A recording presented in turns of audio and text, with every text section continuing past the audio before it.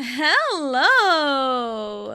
Hello. It is Thursday. It's Thursday. It's Mario Party. I only stalled for like maybe 45 seconds because I was jamming out too. Mechanical Rhythm is one of my favorite Xenoblade tracks, so of course I'm jamming out. But hello Antonio, hello, welcome in. Hope you're having a wonderful day, and let's jump in. Let's see, we've reached the end of the road for Mario Party 7 for this brief excursion. There we go, okay. I can never figure out TV volume. Bowser, Enchanted Inferno. 40's fine. 40 gets us at a good 3 hours.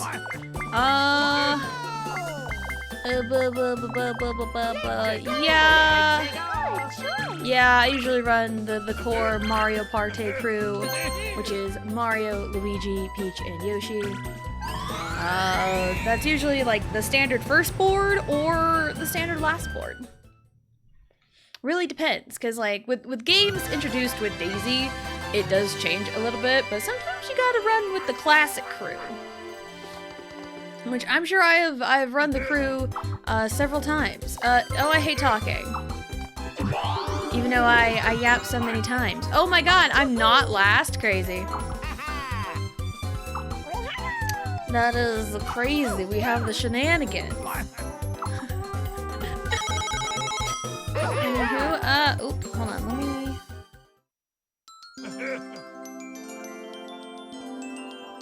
Sorry, I wanted to adjust my mic real quick. Alright, so we are here on Bowser's Enchanted Inferno, a board I think is bad. But I'm here anyway, nobody cares where those are. I don't. We just fly by the seat of our pants, which is sometimes the best way to go about it, so that way you're not overthinking. Because I am a terrible overthinker. Chronic overthinker. Kerbessa, BAM! Hello, Blue. Hello. Welcome in. Hope you have a good day. It's a Kerbessa day.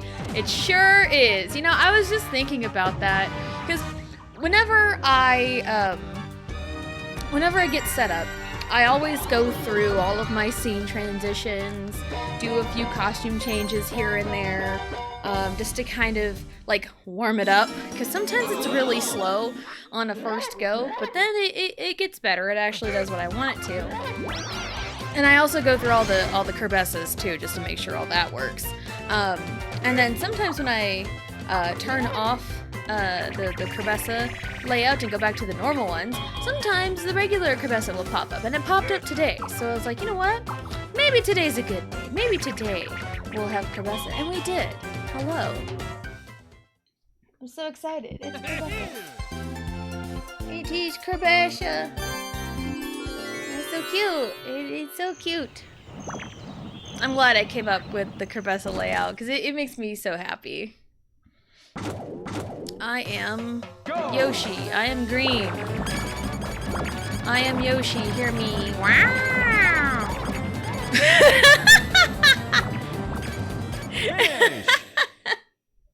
Hello, DA. Hello. Welcome in. Have a good day. All right. 2 coins each. I got 13, so it's 26. I can math. Also insane that I have 36 coins before even taking my first turn. Crazy. Thank you, Luigi. Green team magic right there. Boom shakalaka. And I roll a 2. Man, if only I had mic settings on, because then I would like easily double my money. But no, they're turned off because I think controller options are kind of boring, and I'm not close enough to my Wii to really use the full extent of the mic. That's another thing with bringing the GameCube Mario parties, at least 6 and 7, to the Switch. It's like, what are they gonna do with the mic minigames? But also with the Switch 2, don't you have a button to chat? And isn't there like isn't there something in the controller for it? part of me wonders if they can do something with that, maybe? But other than that, I don't know what they would do for the mic settings. I don't know. Go! No! Oh, oh man, I hate it when that happens. There you go. Just trust the partner. Just trust him. Hashtag trust Luigi.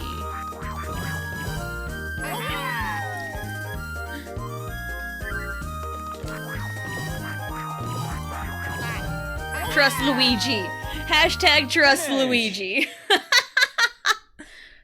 Don't call him a bitch. You gotta trust him. You gotta trust him. How's Pasta? Pasta is doing, good. I'm sitting up pretty good right now. 110 stream streak. Yo, let's go. That's so awesome. Getting food. Ooh, what kind of food? What kind of food are you getting?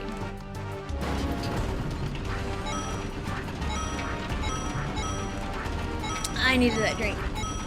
Because honestly, I didn't realize it until... Oh, hey, and the 60 from Antonio. Let's go. Streaking.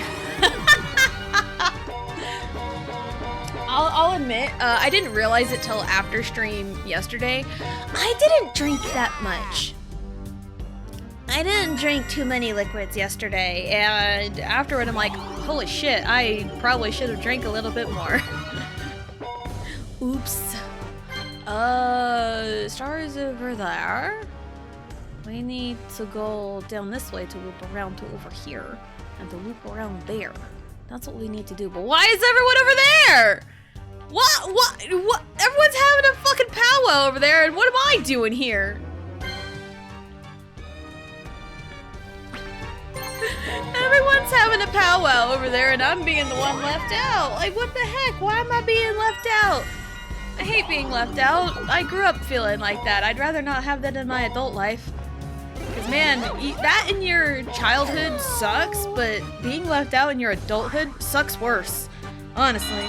Hello, Del Tora! Hello, welcome in. Hope you're having a good day. I don't know what food I want. Is it just kind of like a general, I don't know? Or is it like you're stuck between some options? Because you can always, like, spin a wheel or flip a coin. The psychology behind deciding when you flip a coin is you decide what you really want when the coin is in the air. And if the results are something that you wanted, you accept it immediately. But if it is not, you're like, actually, like if I were kind of stuck on what I wanted, like I didn't want to cook, like hypothetically, you know, if I didn't want to cook, my only two fast food options were McDonald's and Sonic, and I wasn't sure which one I wanted, I would flip a coin. But then, like, while the coin is in the air, then I'd realize, oh hey, I actually want Sonic. But if the coin flip lands on whatever I chose for McDonald's, then it's like, actually, I would keep flipping it again until I get the result that I actually wanted. Or if it landed on Sonic, I'm like, all right, cool, let's go to Sonic. You know, that's like the psychology behind it. It's like you actually decide what you want when the coin is in the air. So... But sometimes you just, if you're really a genuine, like, I don't care what we do, I just need some kind of decision, and then you let fate decide. So. Also, Del Tora, how was your vacation? Are you still on vacation? I don't know the details on your vacation. I just know you were/are on vacation. And I hope it's going good. I did see you when you replied to Blue the other day in chat. You said you were sunburned. Felt. Felt, honestly. Because, I got sunburned 4th of July? Yeah, I got sunburned 4th of July, so over a month ago I got sunburned. Am Tessa colored now. Hooray! Oh shit, I meant to hit A! Crap. Where there. Yeah, no, we're moving that bitch.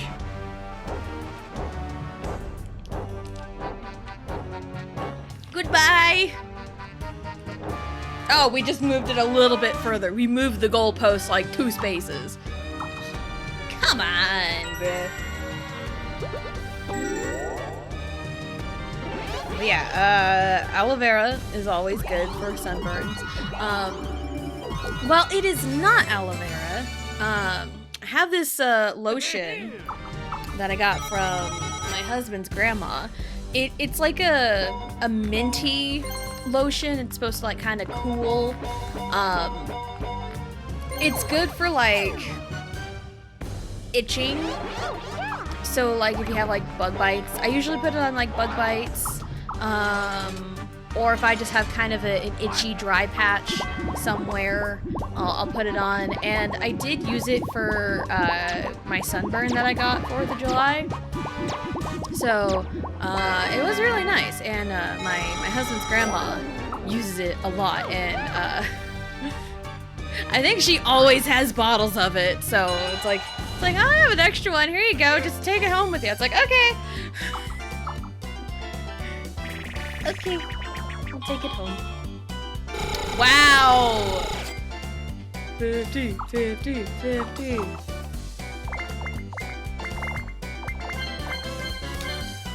I have confidence in this one. I don't have confidence in Air Force. I would lose all my money in an instant. It's the final countdown.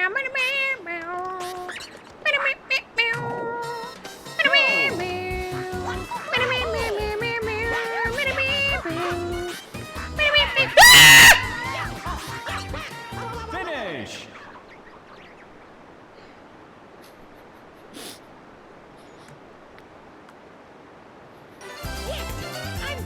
Shouldn't have said I had confidence in this one. I shouldn't have said I had confidence. I went out before Peach did, I thought she went out before me. Well, it's the 3rd turn and we are already starting strong. Oh my goodness. There's plenty of time to turn it around. Thanks for the hydrate, DA.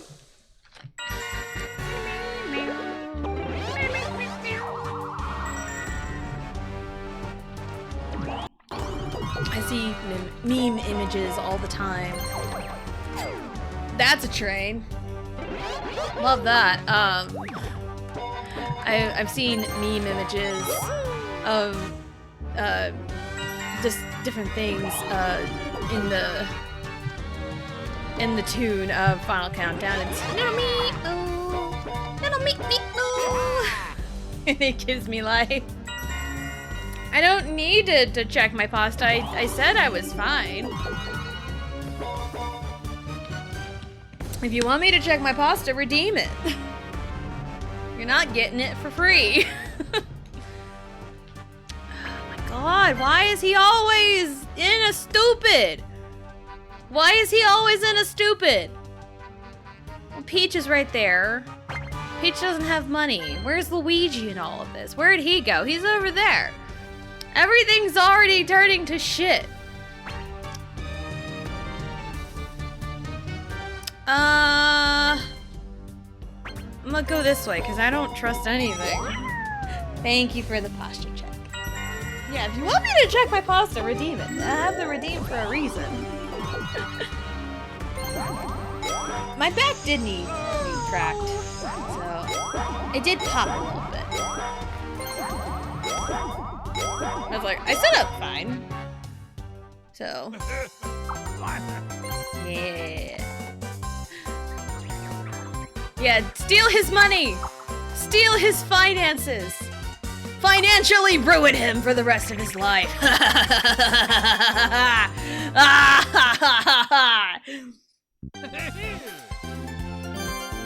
I'd be a little heartbroken if Mario won this, but that's probably gonna be the case, honestly. Go!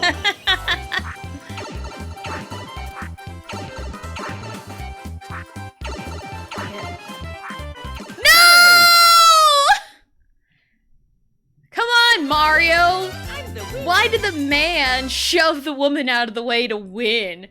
What kind of chivalry is this? This isn't right. Did you see her just shove her out of the way?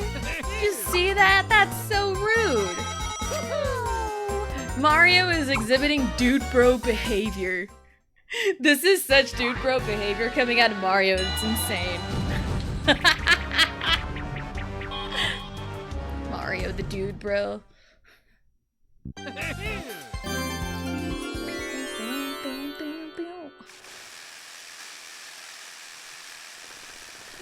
Ugh. Go! We are barely in. We're not even 5 turns in. Or like we just finished 5 turns and already pandemonium has happened. Pandemonium has happened in Mario Party and we're only 5 turns in. That's one of my favorite words is pandemonium. I'm sure there may be some people that's like, don't use big words like that. I don't know what that means. Well, get a dictionary. No record. Google it. Merriam-Webster's dictionary. Like, hello? Words are easy to look up. They're easier more than ever because of the power of Google. And if you must know, as far as I know, with context clues, pandemonium is really just a state of chaos. You know what? If some people are going to be lazy and not Google it, I will Google it. Here, go to Google. Type in define pandemonium. And I know there's the AI overview. Sometimes it's right, sometimes it's wrong. But my first link is Merriam-Webster Dictionary. Go there. Go there. Pandemonium, noun, a wild uproar, as because of anger or excitement in a crowd of people. And also, a chaotic situation. Being used in sentences, pandemonium erupted in the courtroom when the verdict was announced. Or, it's obvious that pandemonium would exist at the most uncontrolled airports if every pilot did not consistently follow the traffic pattern. See? It's that easy to Google what words mean. I say it as like a general statement of like, there is like I wouldn't say just a media literacy crisis. I think we just have a literacy crisis. Because there's so many, I see comments everywhere. And pandas? Yes, pandemonium is just lack of pandas. Hello, Lore. Hello. Welcome in. Hope you're having a good day. Yeah, it's just, I see so many people not understand what words mean. It's like, have you never heard of context clues? What is happening? I'm stuck. Finish. Yeah, it's like context clues exist.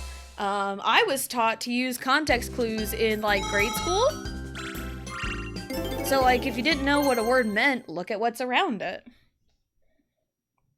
PEMDAS. Yes, PEMDAS.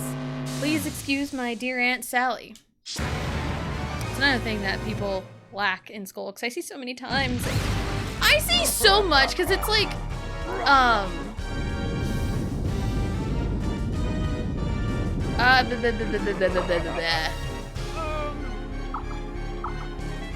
I see it a lot on like Facebook and I see it pop up on Twitter occasionally. It's like, solve this problem. And people are clearly not remembering their order of operations. And it drives me crazy. So there's just, yeah, going back to like the literacy thing, it's like people don't know what like these big words. But it's like, it could be a word not that big and fairly common and someone would know it. Like, and it's also the people that don't know the difference between your and your. Like Y-O-U-R and Y-O-U apostrophe R-E. Like, people don't know the difference between those two.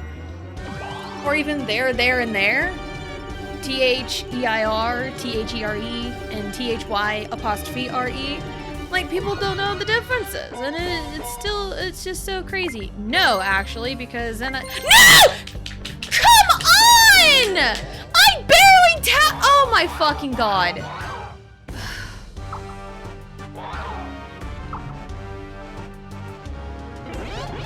Oh, this is gonna be a bad day for me. This is gonna be a bad day for me. I've already gone crazy over the week. This is gonna be a bad day for me. I hate this board. I hate this board. But we're here. I'm doing it. It's fine. It's fine. I'm okay. People are no longer excusing their Deanna and Sally, and it shows 100%. 100% it does. And people will argue until like their last dying breath, saying like, oh, 1 is the correct answer, when it's like, that's actually incorrect. The correct answer is like 9. And it's like, oh my god. Because, please excuse my dear Aunt Sally. Parentheses, exponents, multiplication, division, addition, subtraction. And parentheses exponents are together. Do those first, left to right. That's how I was taught, left to right. And then multiplication and division, left to right, they're grouped together. So if you have both multiplication and division in the same thing, do the one on left to right. So like if you have division on the left side of the equation and multiplication on the right, you do the division first because that's on the left. And then multiplication, they're grouped together. And then addition and subtraction is the same thing. They're grouped together, you do them left to right. So it's like, do people not know how to do that? Like, I'm 31 years old and I remember how to do that. Go! Order of operations. I think we just have a freaking education crisis. If I'm gonna be real.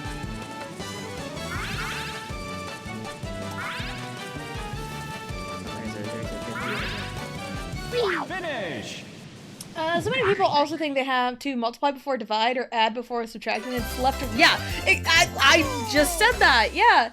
So it just adds to the point. It's like, yeah, like, parentheses and exponents are grouped together. Multiplication and division are grouped together. And addition and subtraction are grouped together. It's a together, and you have to do it left to right. People don't understand that, and it's like, are you fucking for real? Are you so for real right now? Ugh, it drives me nuts. Drives me nuts. Yeah, I think we just have an education crisis.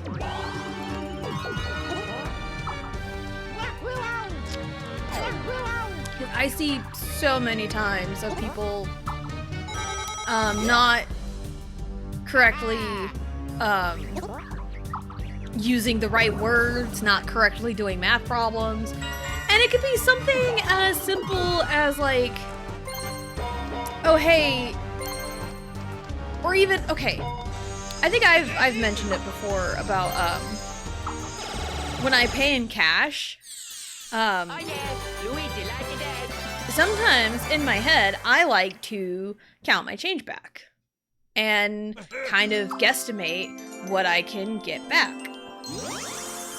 And half the time, I'm correct. I say half the time, I would say like 9 out of 10.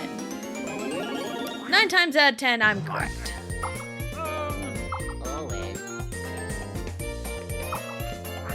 And also, it's like, yeah, a tap of a button and the screen tells you, the screen will tell you what your change is, what the change is and how you hand it back.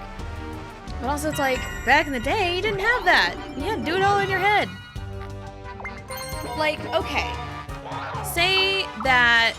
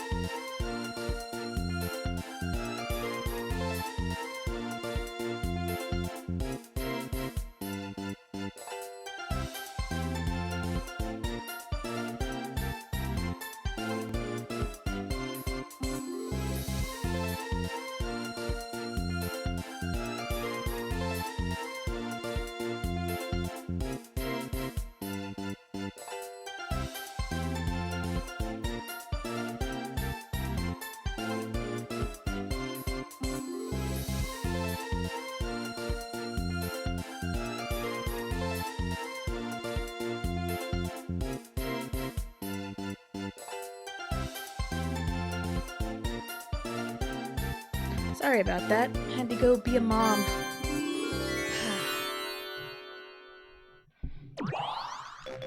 Go! Get food? No worries. You're good. You're good. Same as half in Pokemon logic.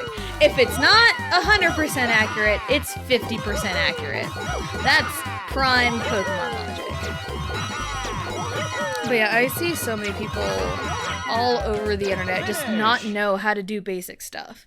And even, you know, out here, it's a press of a button that tells you what change should be, you know, counted back.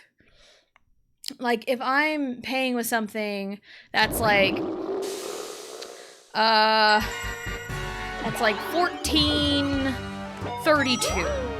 I'm gonna write this down so I know what my thing is so I can remember. So let's see, we got $14.32, and I paid for it with a $20 bill. What should my change be? Well, it'll be $5.68. Didn't write it down, didn't do the math like on the paper, didn't, I don't trust anything. Like, didn't write it down. I just wrote down the $14.32 so I remembered the number. But yeah, if I'm paying for something that is $14.32 and I pay for it with a $20 bill, my change is $5.68. And like, I can legit do the math right now. I can legit do the math right now, because it's actually really easy once you know. So we cross out our 20 here, and the 0 and the 1s. So we have a 9, so we have 10 minus 2 is 8, 9 minus 3 is 6, 9 minus 4 is 5, and 1 minus 1 is 0. So yeah, $5.68. Boom, right there. Sorcery. I'm just good at math, bruh.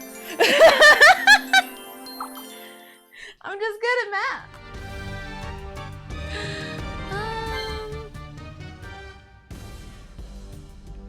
Do I have enough to get over there? I have 14.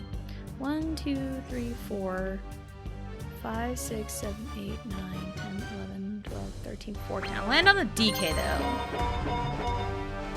I will take DK though.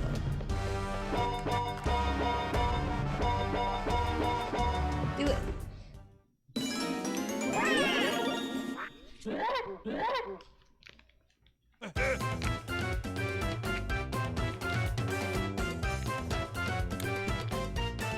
I was wondering why something felt weird. I'm glad no sound alerts played in the last like 2 minutes because my headphones weren't plugged in.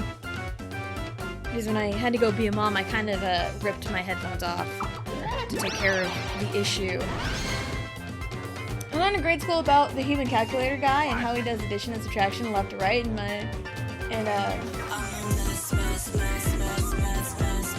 I'm a mess. I'm a mess in distress, but we're still the best. Dress fearless, say yes, we don't dress to impress. Grade school about human calculator guy and how he does addition and subtraction left to right. My speed of those operations tripled. Nice. like, I don't think I'm like super nerd level status of like math, but like, I was never like fast because I hate timed tests. Like, yeah, I hate timed tests. But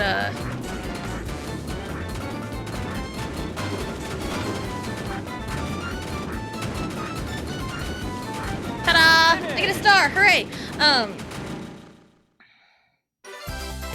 Like, I was always like good at math. You know, always good. I was always in like the top math classes. I remember in 3rd grade, the year I got there, they started being like, hey, let's do separate math classes for all the kids at different math levels. Because it always went by, I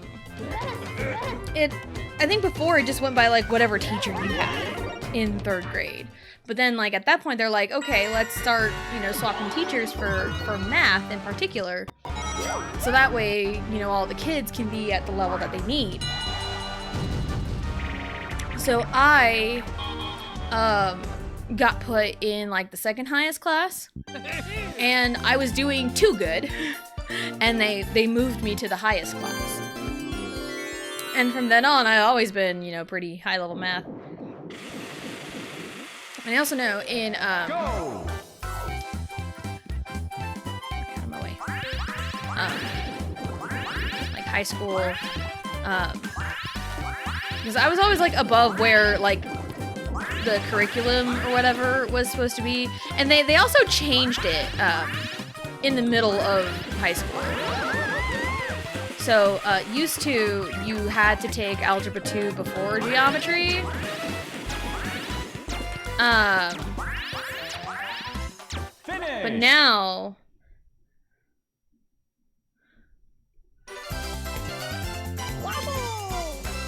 let me just run this real quick.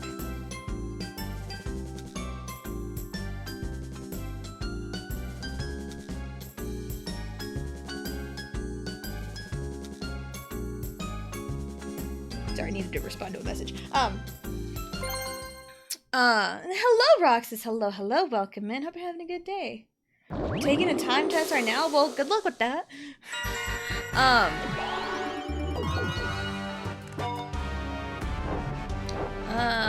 Shoot. Yeah, in high school, used to, you had to take Algebra 2 before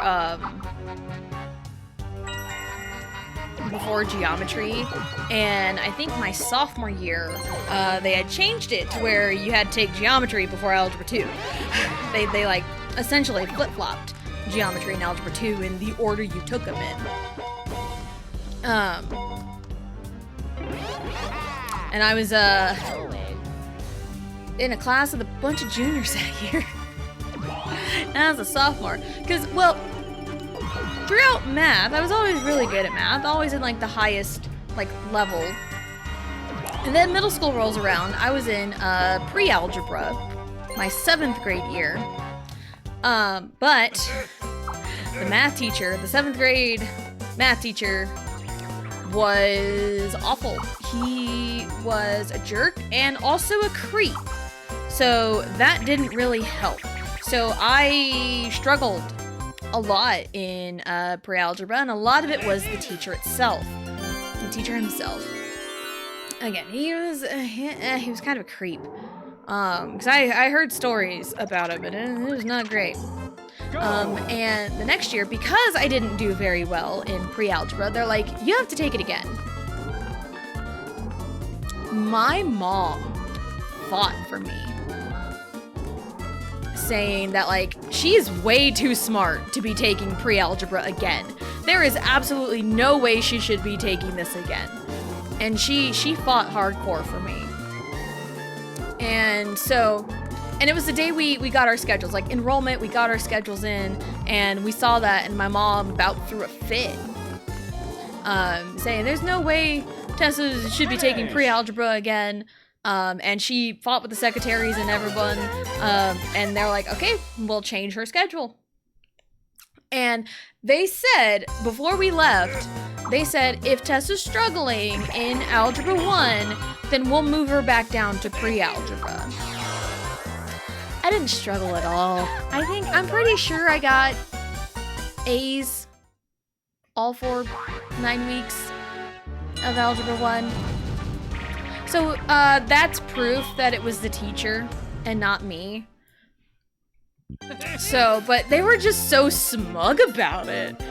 They were so freaking smug, and my mom was fighting and fighting. It's like, also, you should, like, these guys should know I mean, it's middle school. It was 7th grade. They're like, oh, she's struggling, so she must not be good at math. Go! But it was the teacher. Because I remember hearing stories about how he wouldn't let... Oh, my finger slipped off. Finish. Oh, never mind. I heard stories about... this happened to a gal in a grade below me. So I was in 8th grade, she was in 7th grade. And this teacher would not let her go to the bathroom. When she came up to him like, I need to go to the bathroom, I think my period is starting. And it's like, yeah, that you have to let them go. You can't let them just sit there. They have to, you know, go take care of themselves.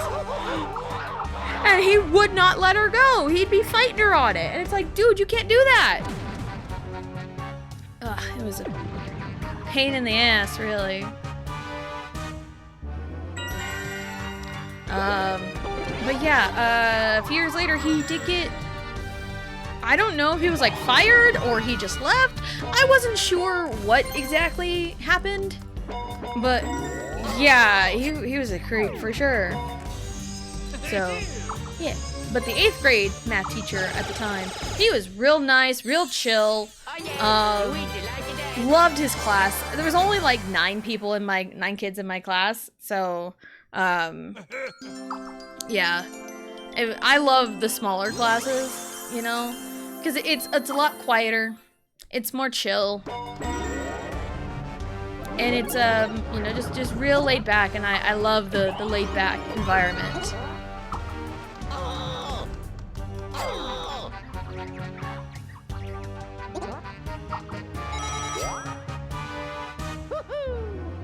When did I get 2 stars?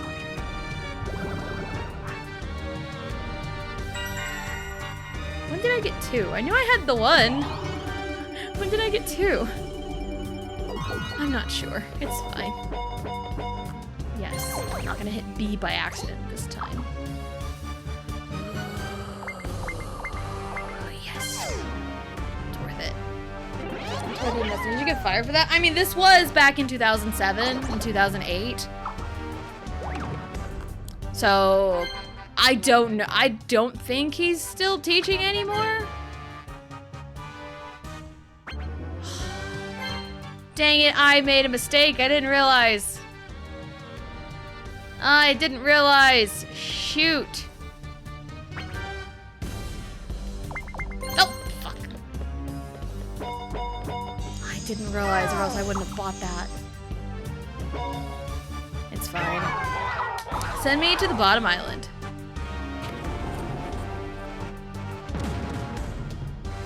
Yay! I'm over here. Hoorah. But yeah, it's like, I don't know if he's still teaching anymore. I know when I was in high school, he was teaching at a different school in kind of like the same region of the state I was in. But then it's like, I remember his name. Yeah, I remember his name, but like, I don't really know. I don't really keep track of that, so don't really care to. English class teacher in high school was very rude to me for years. Yeah, there was in 7th grade, another teacher was really rude to me. Like, I did nothing to her. And I was apparently really rude and had a quote-unquote bad attitude in class when I hardly ever said a word. And like that quote-unquote bad attitude in class costed me to play in the league volleyball tournament that year. Because I was set to be on the roster for the league tournament, which is like an A-team only tournament. But I got told by the coach that they were trading me out for someone else because I had a bad attitude in class. Not because my grades were bad, but it was because of my attitude. And it was like, what teacher? And they said reading. And it's like, oh, I hardly ever spoke a word in class. I hardly ever spoke a word, period, to anyone. So it's like, how can I have a bad attitude when I hardly ever talked? So, yeah. And then I know grades got bad during basketball season because I did get like kicked off the basketball team because of grades and ineligibility. Which, you know, that's what happens if your grades slip, you can't play. And, you know, learn that the hard way. And I think a lot of that was that teacher because it was reading class that it was slipping. And I hated reading because everything bored me to death. It's like, I like reading now because I actually seek out what interests me. I actually seek out material that is interesting to me. And also, if it's not interesting to me, I fucking write it myself. So it's like, reading is so cool. Like, reading's really cool, but also, reading can be boring if you're just forced to read all this material. And it's like, whenever, where is the star at? Where did it go? Did it go up there? It did go up there. 6. 1, 2,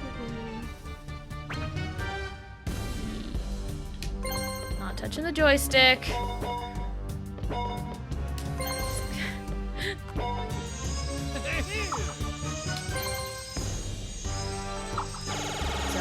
Yeah, it's like, I'm sure a lot of people that are grown adults now, if they go back and like actively choose to read the books that they were forced to read in high school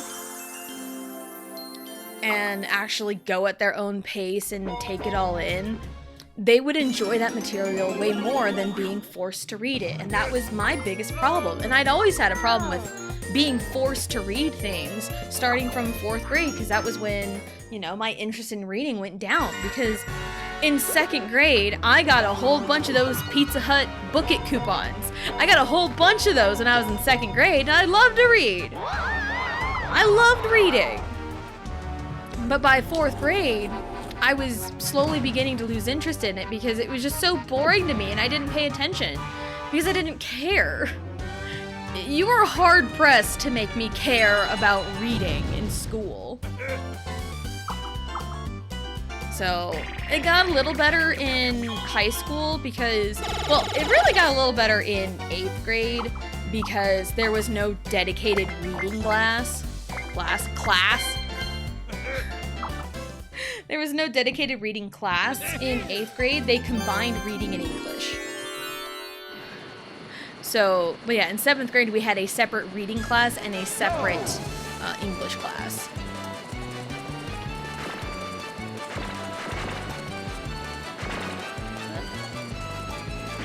So, yeah, they combined those classes in 8th grade, and it'd been like that from then on out, really. English and reading were combined, which is really just how it should be, honestly.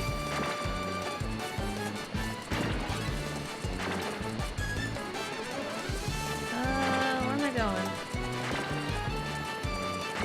Bitch!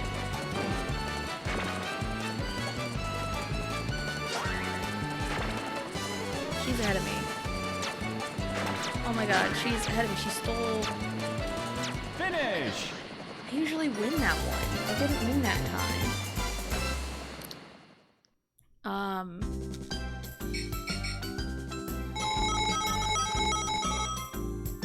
The old saying, never bullied in school, the high school years? What is... I don't know if I've heard that.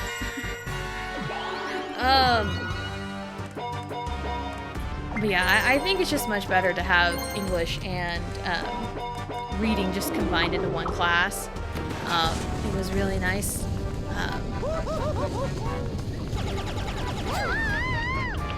So I started doing a lot better. And then in high school, there is an elective.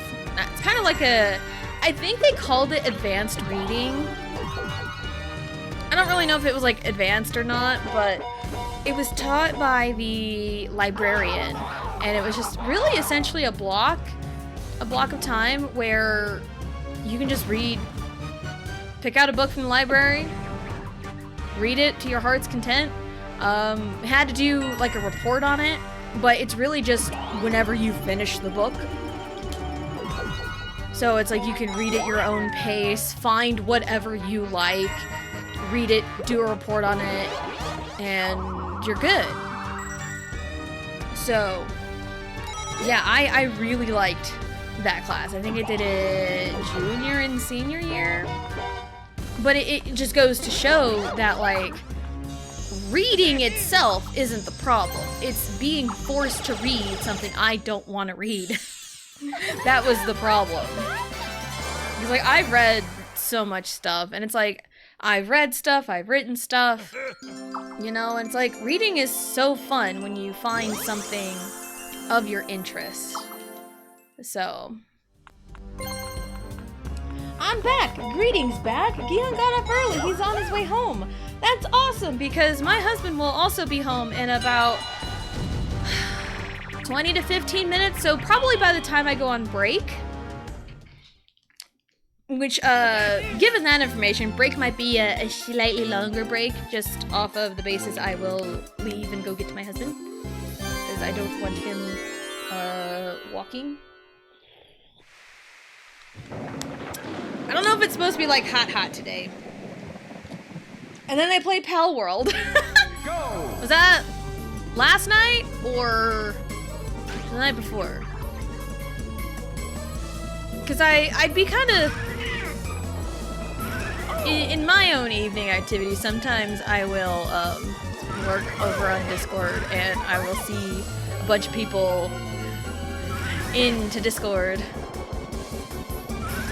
And, Finish! my best guess is always Pal World. That is my best guess. And it's like, a lot of me wants to, like, just join and just hang out, even though I don't play Pal World, or just don't play whatever. But, sometimes I have to be a mom, and that takes precedent over a lot of other things, but that's okay. That is a-okay. I think I liked it. Ah! Fiddling with my controller cord. It's all curly Q. Because I wrap it up after every stream so the cord's not everywhere. Who, what, when, where, and why. It is, I'm up there, it is down there, let's go.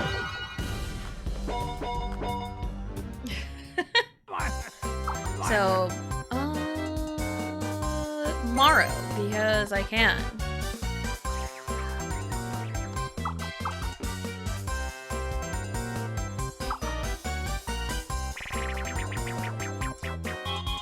So yeah,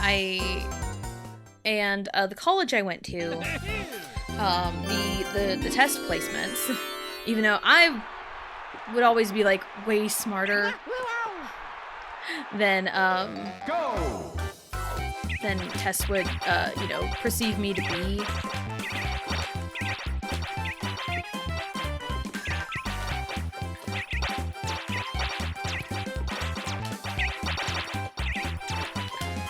Finish! Ta-da! Goodbye. I got put into, like, the basic English class in, first year college. And I think it's because I didn't, like, try. I didn't really try, so I just got placed in, like, the lowest level class. Because my stance on college was just so meh. It was so meh, because, like, all throughout high school, everyone everywhere is like, I'm going to this college, I'm going to that college, I'm college, and I'm like, I don't know what I even want to do. Like, everyone already had their life's goals figured out by, like, sophomore year of high school. And I'd just be sitting off to the side being like, I don't even know what I'm going to do tomorrow. like it was always like, but also being the millennial, college was so Go! instilled to everyone's brains that like it was just you go to college or you bust. So it was such a pain in the butt. Finish! Oh my god.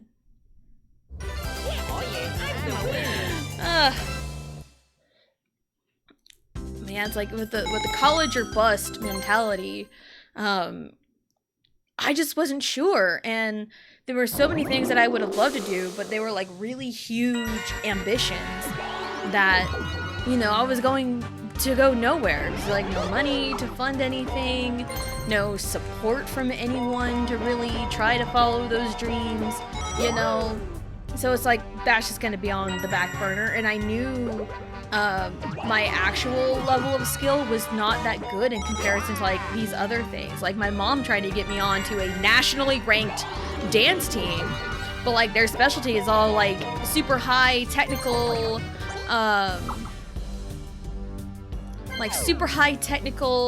contemporary, a lot of ballet techniques. I'm like, that's not me. I've never been good at those. Never been good at like the contemporary style. I was more of the hip hop style. And so my mom found this other nationally ranked college team out of somewhere in South Texas. I'm like, that's really far away from home. Cause like yeah, Texas, depending on where in Texas, really ain't that far from Kansas, but like way south of Texas, yeah, that's pretty far from Kansas. So yeah, and it's like this big hip hop team, but like looking at their stuff, again, it's still super high level shit that I didn't know how to do. And it's like with college teams so high ranked like that, I don't know if they'd be looking for someone to teach that to, or someone who inherently already knows shit like that. So, and like I had no professional training at all. So it's like, but I was always aware of my skill level. Like, yeah, I was like the best dancer of my high school team. But honestly, the rest of my high school team was really not that great. Go! And I know I'm a good dancer. Dancing is a skill I have always been super confident in. But I know where I rank among a lot of other people. And, you know, I'm really just a blip on the radar when it comes to dancing. There's so many good dancers out there, whether professional or dance for a hobby, you know. So my mom really tried to overplay Finish. a lot of my skills and try to get me to go to these schools that have nationally ranked teams. And it's like, Mom, that's not my skill level at all. And looking back on it, I wonder, because I'd seen some people talk about like, you know, their own experiences with their moms. I wonder if it's because the golden child didn't become as successful as she had hoped and pushed it on me because I was the quote-unquote last chance to have like a superstar studded child for my mom, you know? I kind of wondered that. Because like thinking about it, it makes sense. With the progression of, you know, my family and everything. It makes sense. So I do kind of wonder if that's it. But my mom did end up finding a college that and emailed the dance coach, the dance and cheer coach, and got me a tryout. And I ended up making it, and it was a lot closer to home. And like the team's skill level was like right there with me. I have 24 points. 1, 2, 3, 4, 5, 6, 7, 8, 9, 10, 11, 12, 13, 14, 15, 16. We could try it. But yeah, like the skill level of the dance team, you know, was right there with mine, and that's honestly what it should be. So I felt more comfortable And there were things that I was good at and better at than some of the other girls, and there was other things that the other girls were better at than me. You know, it balanced out, and I learned a lot from that first year experience. Too bad that coach, I loved her, by the way, she got fired for quote-unquote not doing her job. And the new guy they hired was also a creep. So, fun times. Fun times.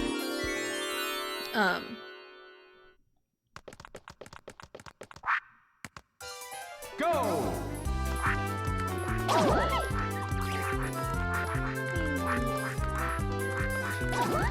But yeah, when it comes to college, like, I didn't even know I was going to college until I got that tryout for that school that I ended up going to, for the college I ended up going to. Yeah, I didn't even know until I made the tryout, made the team. So sometimes you don't really know what your life path is until it's happening in the moment. I've had a lot of those moments in particular. It's like you really never know until like something like happens. Because it also sucks because there were so many people around me that felt like they had their entire life plan mapped out by the time they were 16. And, you know, being around that for a long time, I just felt so left out because like everyone knew what they were doing and I'm just here. I don't even know what's going on in my life. I was also battling a lot of mental health stuff at the time too. So it's like everyone's got their whole life planned out for the next like 30 years and I'm here like, I don't know if I'm gonna off myself tomorrow, you know? So yeah, anyway, don't take that lightly. So it's just like being around that energy has always been like so rough for me. Because it's like everyone's got everything planned out. I'm just here, you know, vibing, I guess, for lack of a better term. So it's like, yeah, I didn't even know I was gonna go to college. And so I didn't really care. I took the ACT one time in October because it was at my hometown. Because I didn't want to go to another town. I didn't want to go out of town to take it. Because I would get lost and not know what to do. Because, yeah, social anxiety, hooray. I don't think I did too terribly bad on my ACT. But yeah, I took it one time. And I think it really didn't matter in the grand scheme of it all.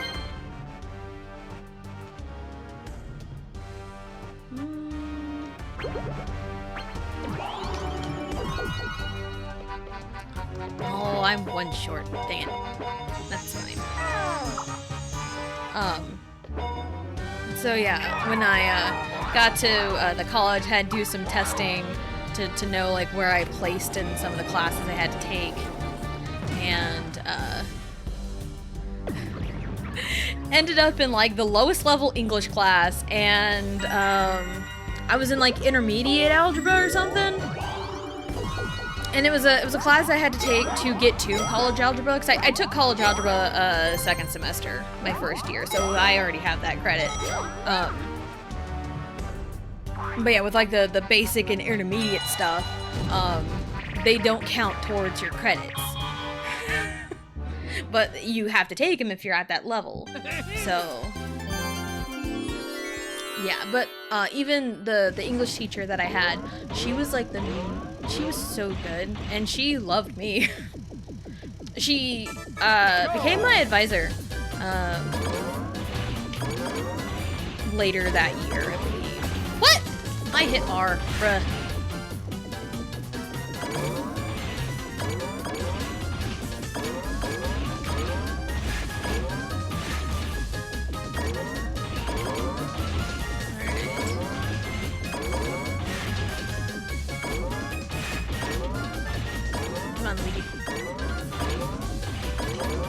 Yeah, and I heard rumors of the English teachers being bitches, essentially. But whenever I had them for my teachers, I always had the best time with them. You know, never once felt that they were bitchy. Never once felt that, because I actually did what I was told. I actually followed directions. I actually, you know, listened to the lessons and actually took what they taught and applied it. So, like, I was a good student. I don't think I was necessarily, like, teacher's pet level, but I was a good student, you know, because, like, that was, like, the obvious thing to do.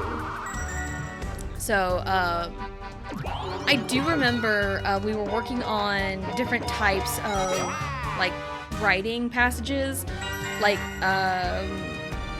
description, narrative, persuasive, like, stuff like that. Hold on, where is Star? It's over here. Yeah, that's right. It's fine. So, like, I remember, we were writing a description, and we had to describe something, or, like, pick a place and describe it. I think it was, like, pick a place and describe it. I wrote mine on a place that I've been to that doesn't exist anymore. It's a place in Wichita, Kansas. I mean, I'll say it because, for one, it doesn't exist anymore because they tore it down and built on top of it. And two, it's in Wichita. Wichita's a big city. There's lots of things in the big city.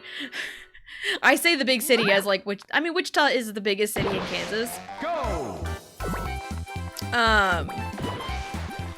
Anywho, the paragraph I wrote about, the paragraph that I wrote the description piece on was, Lawrence Dumont Stadium in Wichita, Kansas.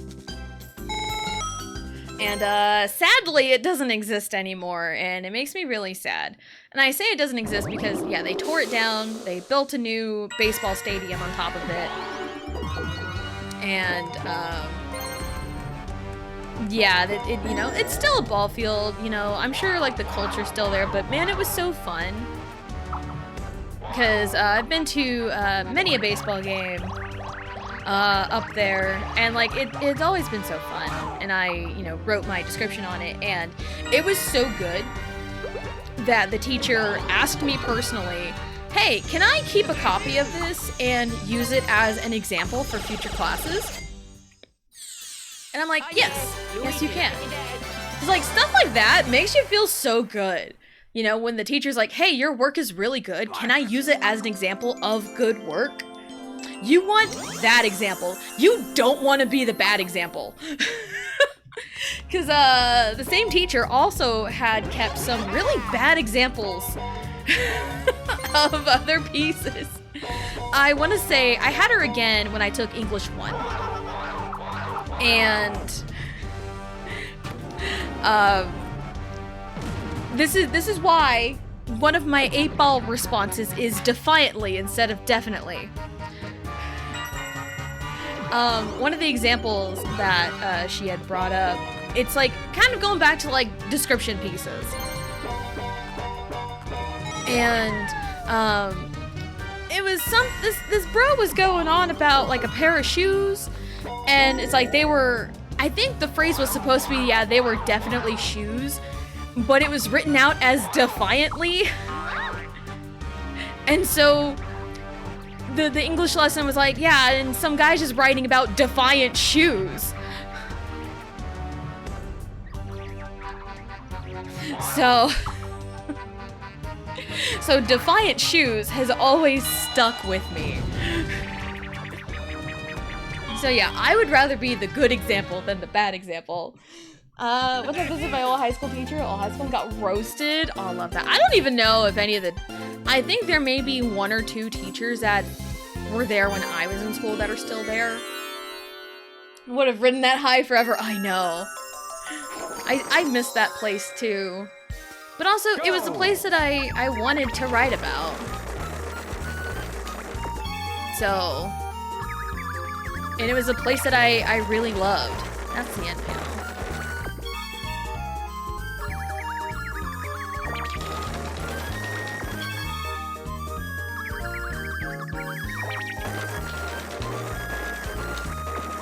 What? Oh. Ta-da! Finish. Anyway, yeah, yeah, it's like I love that place, and I wrote about something that I knew a lot about, and I had been there several times before. Yeah, Lawrence Dumont Stadium was so fun. They it was like a big stadium culture, and they had this section over by right field called Beer Gardens, and it was just like a little like patio platform thing with a bunch of tables there, and that's where all your beer drinkers were, and it was just so chill over there, and it was so fun. That's you know, of course it's where my parents would sit. And also Lawrence Dumont Stadium was a place where my cousin's now ex-wife they showed up for a ball game, and we were sitting in the stands, and they had a netting in front of, you know, like behind home plate in case foul balls, but the netting stopped about a third of the way up the baseline, and we were sitting on the third baseline kind of right outside of that netting, and so it was I think my cousin's wife was sitting in front of us, me and her daughter. So, yeah, my other cousin. We're sitting next to each other, you know, just chatting away, and foul ball comes up. It's like within arm's length distance. Like, if I was left-handed and had a glove on my right hand, I could reach out and catch it. Like, that's how close it was, like with no effort. So it flies right by me, hits one of the chairs, bounces back. My cousin sitting next to me ducks down, and her mom turns around and is like, what's going on? And gets beamed right in the nose. I believe we have pictures. Oh man, it was, that was a moment for sure. What turn are we on? We're on 19. Okay. Probably once we get to turn 20, we'll take our breaks, because my husband is home. I need to go pick him up, and it'll be halfway, so we'll be fine. Yeah, she got beamed right in the nose, like literally right between the eyes.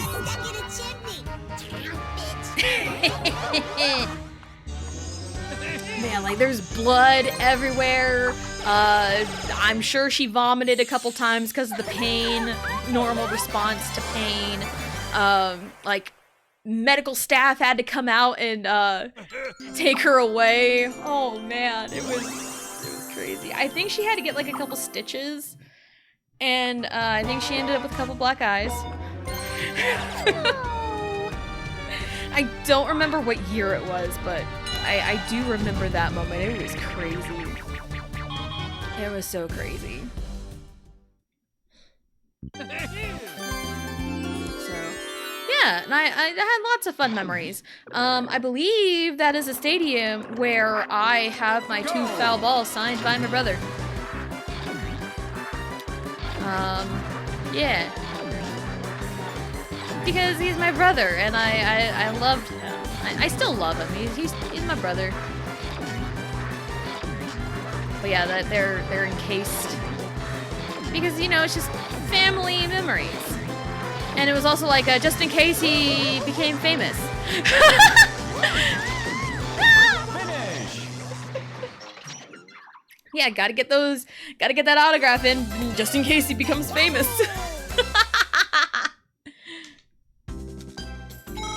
That way I can sell it for millions. I wouldn't do that. That's why I have 2 baseballs, not just one. I keep one, sell the other.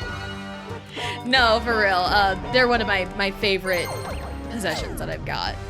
So, and they were home run balls that my brother hit too. So that's why they're also important. Maybe one of them was a foul ball that he hit and the other was a home run. I don't remember. I don't remember exactly. Okay. After this turn, we'll take our break. After this turn, we'll take a break.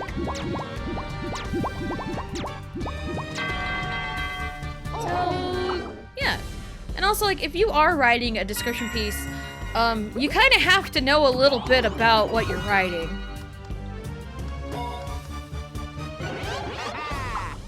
Like, if you are describing a location, it better be somewhere you have been, seen videos of, you know, like, actually have seen it to describe it. So, but yeah, I love that teacher. And then, I still wish I can find this paper that I wrote for my final, for that basic English class. Hold on. Where is Star? It is all the way over there. You know what? Let's do it and roll the 1, so I don't have to worry about whatever that is for Luigi.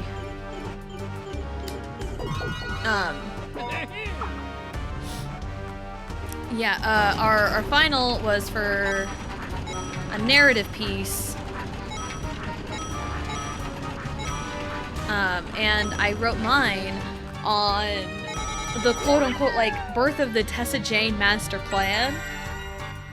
And I wrote about an experience that I had playing Mario Party. It was Mario Party 3. And I was going through story mode, and I was doing it with every character. I don't remember who I was playing as, but it wasn't Luigi, I can tell you that much. It was Deep Blooper Sea, and I was in a losing situation. I needed something. I needed an out. And I was like describing like the desperation of the situation. And Luigi got a hidden block item on the second to last turn. Or it's like, I was thinking like, I need more time. Go! Like, I need more time to pull this off because I didn't want to redo the board. And,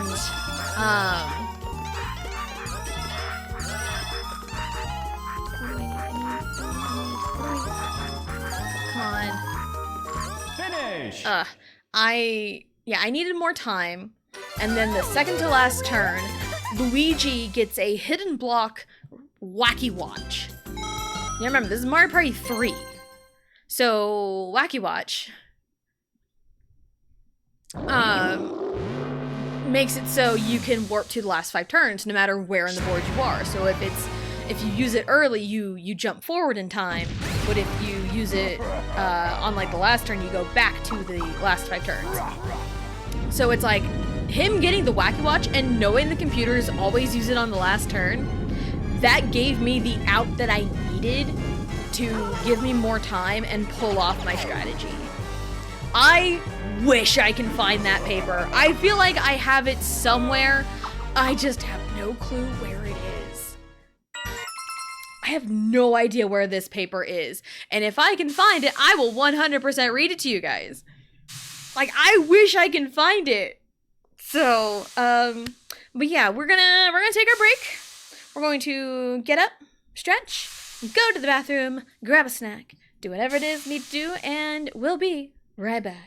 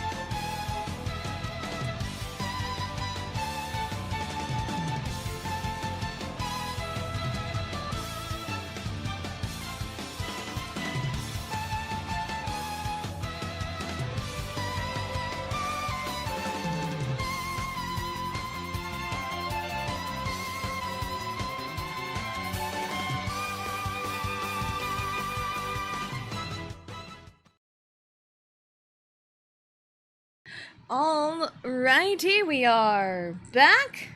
I know it was a little longer break than normal, but hey, we're here. Hello. Hello, Johnny. Hello, hello. Welcome in. Hope you're having a good day, and thank you for all the links. And the lurk, no worries, you are good. Just checking. Alright, we're good to go. Hello. We're back. I have fruit snacks. I'm a mess, mess, mess, mess, mess, mess, mess. I'm a mess in distress, but we're still the best. Dress fearless, say yes, we don't dress to impress. Should we all be Johnny? Defiantly! I was literally just talking about Defiantly right before the break. And I explained the origin story of why I have it as Defiantly. And anytime I see the word defiant, I think defiant shoes. Because of that one lesson in English class. Yep, don't be defiant shoes. Be the example your teacher wants to show of good work. And not bad work.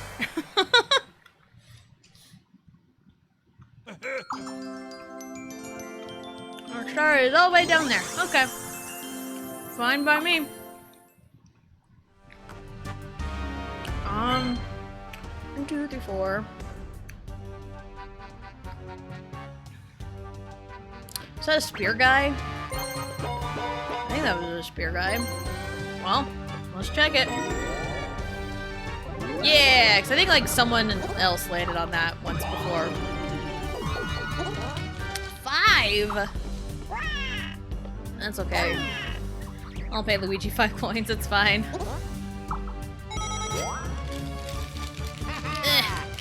Trying to finish up my food snacks. Ready, Thank you. Woo, yeah, take my coins, whatever. I mean, we're at the halfway point, we're already in much better shape than like the first 5 turns. Because the first 5 turns were insane. Like I said, pandemonium happened. And that's how we started talking about school in the first place. Because I'm sure there's a subset of people that hear the word pandemonium and pandemonium breaks out. Because like, stop using big words. Go! How about you learn big words? I'm really bad at this. I am not coordinated enough for this.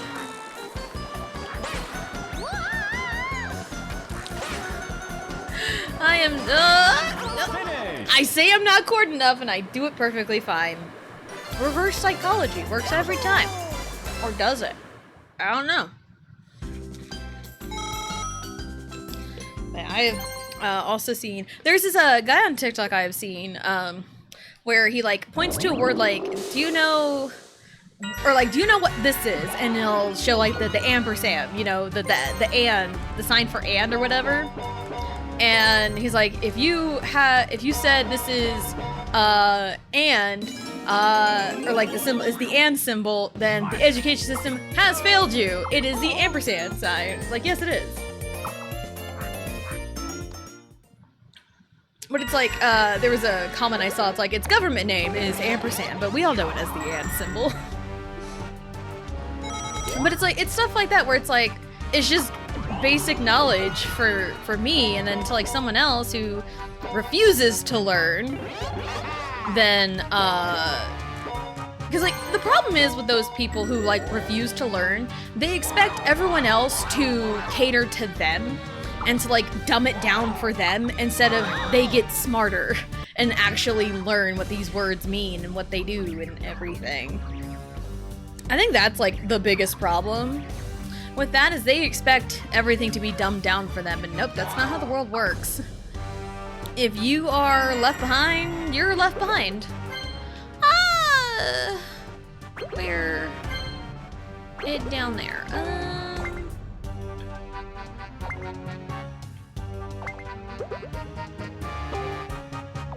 I don't like that space. I'm gonna cover it up because I can. Screw Mario. Mario sucks.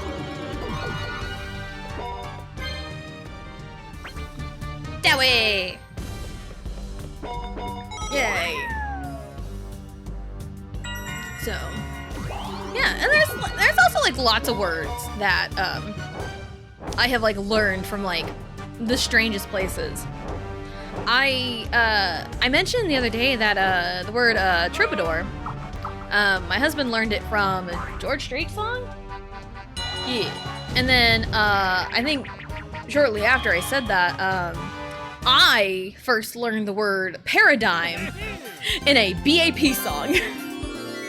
Yeah, learning a fancy English word in a K-pop song is a very strange way, but hey, you know, who said I was normal? Yeah, it was in the song No Mercy. Go! That's a Daehan's line. Yep, never heard the word paradigm until then. And you want to know what I did when I heard a word I didn't know? I looked it up. Anytime like the Wordle for the day is a word I have never heard before in my life, guess what I do? I look it up into, like, if I retain, whether or not I retain the knowledge of what the word means is a different story, but I look it up and figure out what it means. It's like, oh, okay, you know, that's something that means something, you know, but like any words do.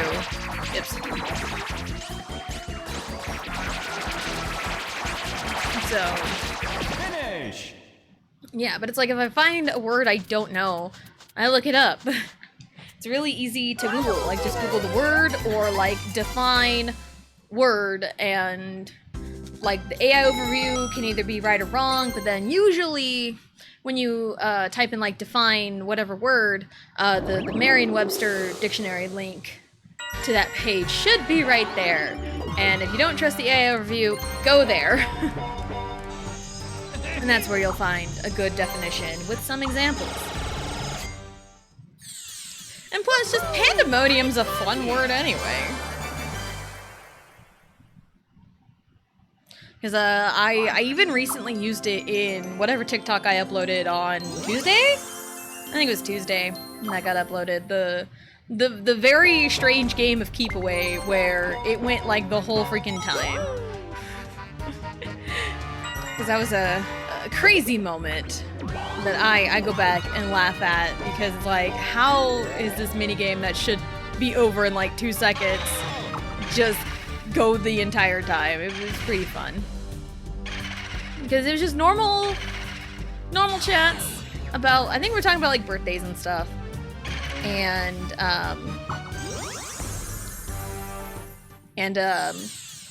then all of a sudden, the computers decided to give me a heart attack, and the whole thing went haywire, and it ended up, you know, being good in the end, but still. Where'd the star go? All the way over there. Of course it did. Of course it did. So, yeah. And there she goes. There she goes again.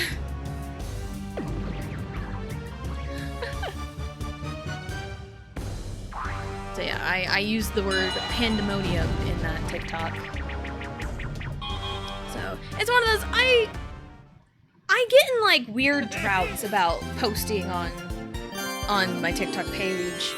Because like there's times where it's like, man, I should consistently upload stuff, but then it's like I get in a drought. It's like, man, I don't know what to post. I don't have anything good. Go! And like now it's like, I don't know if it's like algorithm thing or what, you know, or if I just didn't post enough consistently. It's probably a mix of a lot of different things. Because I've also heard people have stories about like content that they post, like, oh my god, Luigi.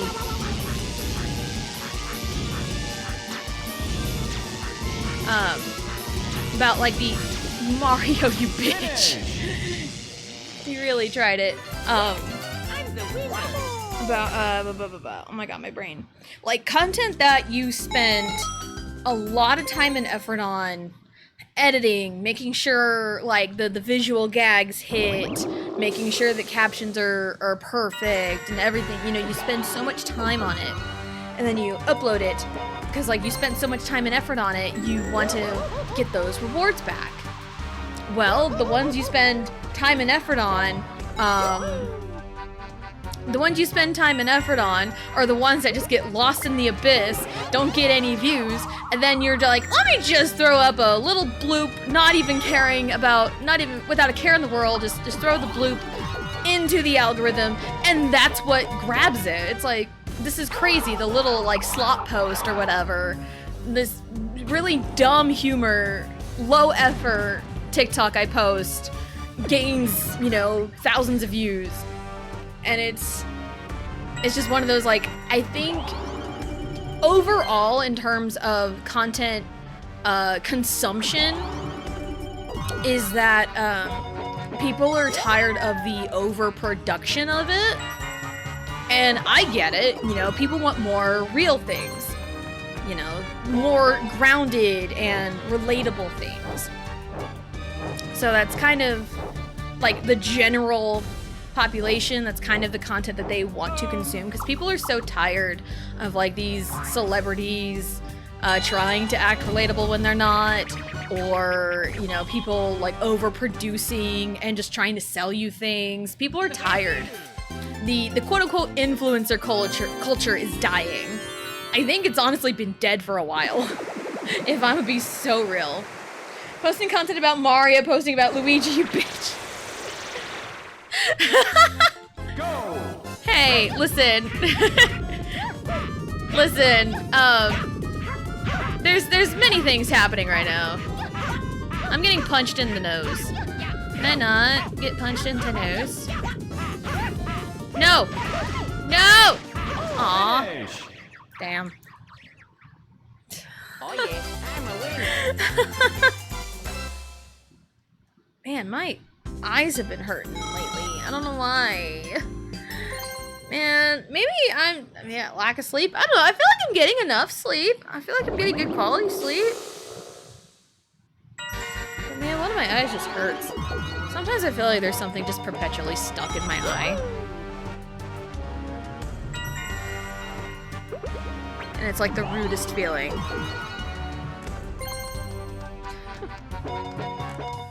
But yeah, in terms of,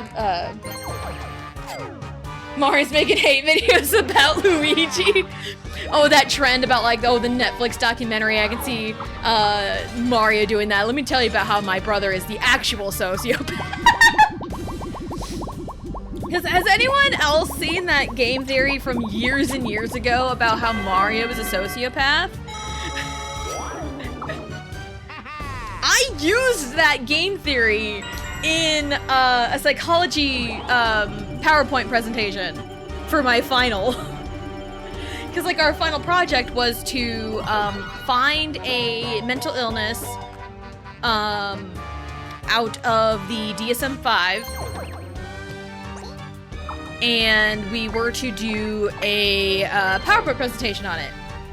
And no two students can do the same one. And I picked antisocial personality disorder. That is the one I picked.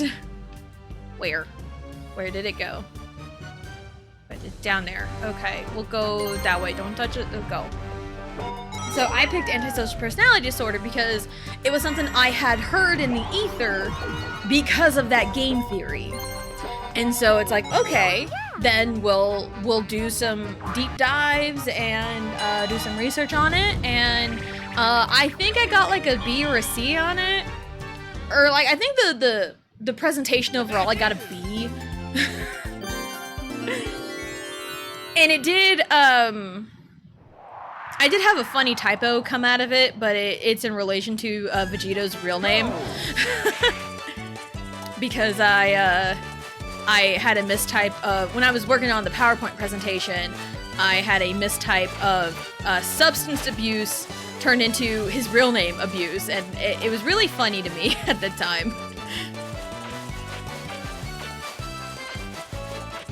Whee! And this was like the time point where we were like just friends. So it was really funny.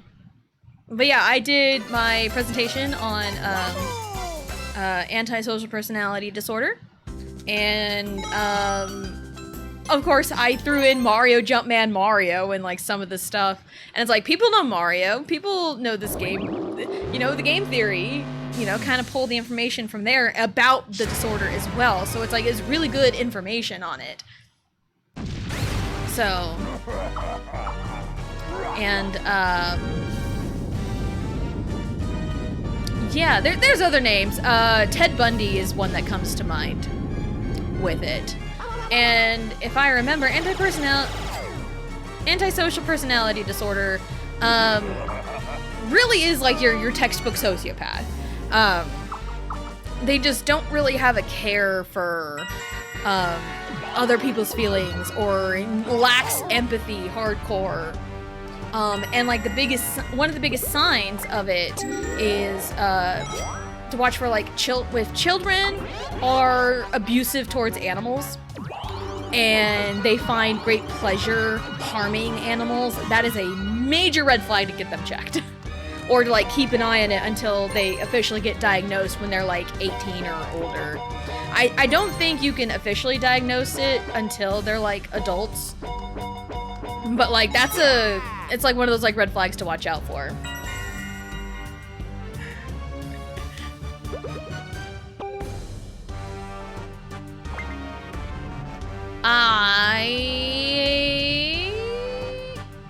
People.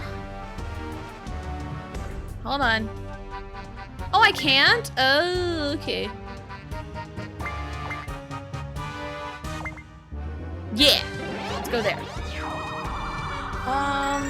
A B because she didn't end the presentation with "that's just a theory." I know, I should have done that. It's my fault. I apologize. This is my apology video about not getting an A on my project because I did not fully reference game theory. I'm sorry. A list that features Mario and Ted Bundy. I know, crazy, right? It really like, huh? Really makes you go, huh? Like, you serious? And it's like, well, here's, you know, but yeah. I did that because it was fresh in my mind. And then I think the next year, I think second semester.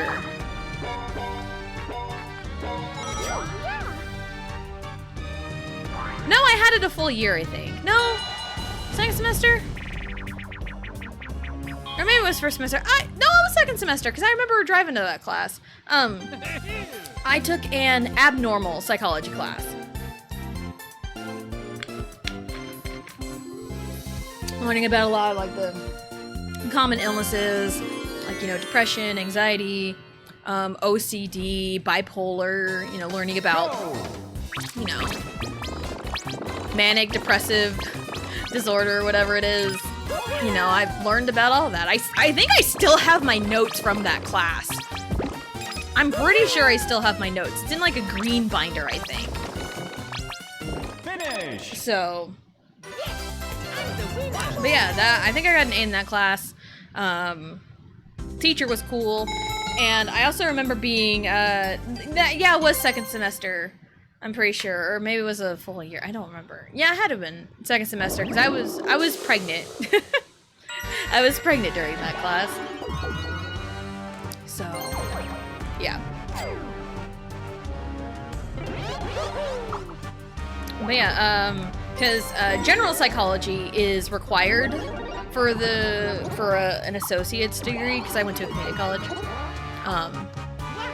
General psych was required, but abnormal psych counted like towards like an elective, or it counted for like a specific area of credits, because like there's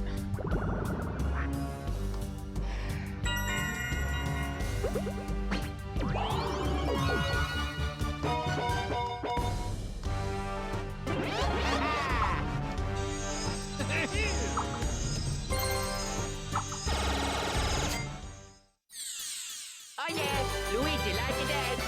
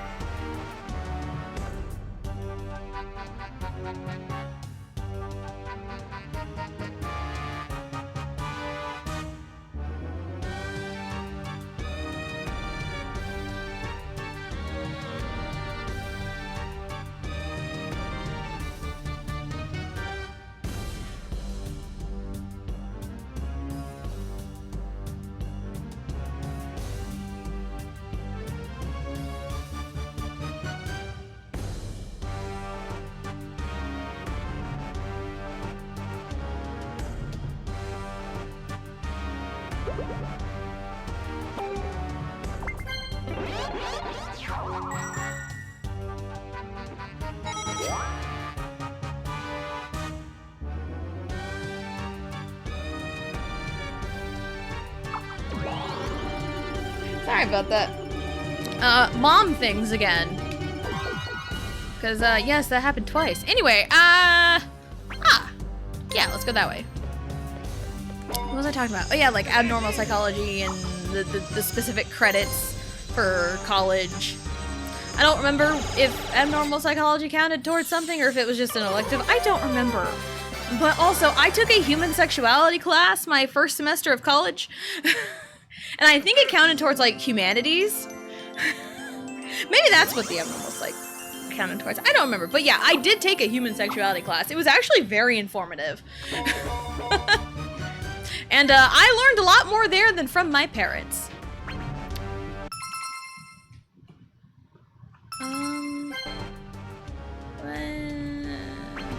I can make it out in a few turns, maybe. Or else I'm just gonna die. That's okay. So, yeah. There are times, like, there's times where it's like, I kind of miss school, but the only ways I really miss school are like kind of the hang out with friends, doing the extracurriculars, or if there was like a class that I really enjoyed. I do kind of miss that sometimes, but like overall, nah, I'm cool with no school. I'm cool with it. Like, I do miss, you know, dance team sometimes, or like the classes that were really fun, like those English classes, and even the psychology teacher for the general psych, she was really cool, and she was also really funny. One of my favorite things, that like we got graded on, it was like, 5 to 10% of our final grade was, it was kind of a build up to personality and going over like, you know, the psychology in our personalities. And she said that everyone has to come up with a name tag because the classroom was like kind of like one of those bigger classrooms. And I always sat close to the front row.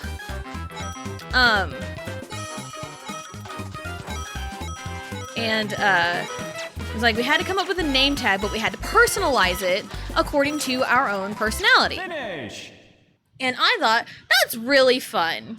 So I think either later that day or the weekend or whenever I had time, I shot over to, I think, Walmart and picked up like a small little sketchbook. And I decided I'm going to draw pictures of me for my name tag and just kind of showcase like the different like sides of me and like the different like things that my creative mind can come up with for my name tag. You know, I write my name and I'd color it in. I had color pencils, I colored it in, and I love it. I still have that sketchbook with all my stuff, because then once I used it all up for the psych class, I used the rest of it as an actual sketchbook. So, but yeah, I still have it, and some of my favorite stuff came from it. So, and I was like one of the only ones that actually kept that name tag the entire semester, and that counted towards points for the final grade.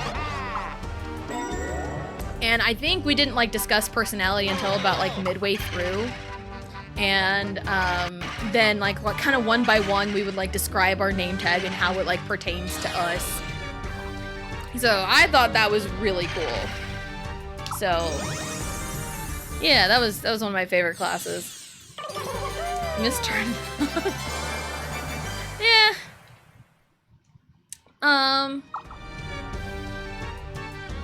So yeah, I do remember. I think someone brought like a baseball for their name tag.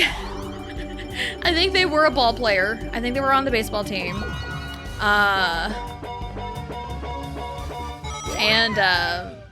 They just had like a baseball, and I think they kind of like stuck a paper with their name on it or something.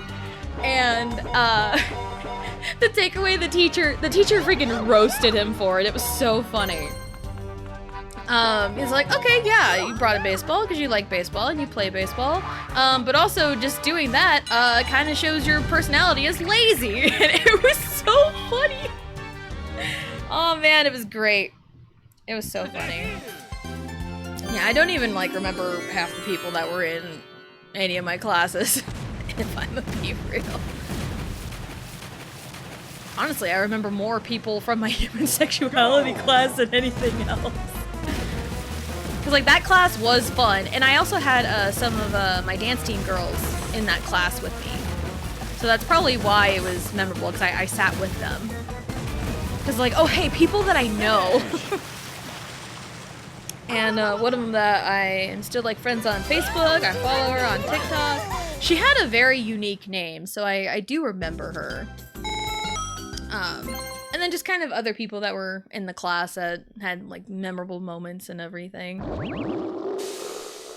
So yeah, and like they say the friends you make in college become like lifelong friends. I wish I could say the same. It started out that way because like some of the friends that I made in college, I mean, well, the most important one is my husband, honestly. Because we started off as friends, and then we became more than friends, and then here we are. We've known each other for 12 years? Yeah, since 2014. Known each other for 12, married for 11. All the other friends I made in college I don't talk to anymore. Really, so... So honestly, like, the most important, you know, lifelong friend I made in college is my husband. I don't think that's what they meant by... Yeah, I don't think that's what they meant by lifelong friends in college. I don't think they actually meant, oh, hey, find someone and marry them. Which, I mean, does happen, you know. Plenty of people meet at college and get in a relationship and end up getting married.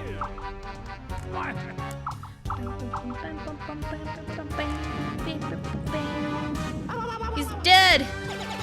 He's got his butt lit on fire. His butt is on fire. Okay. Where is the star? It is down there. And how many? 29. So it... I will go up and smoke.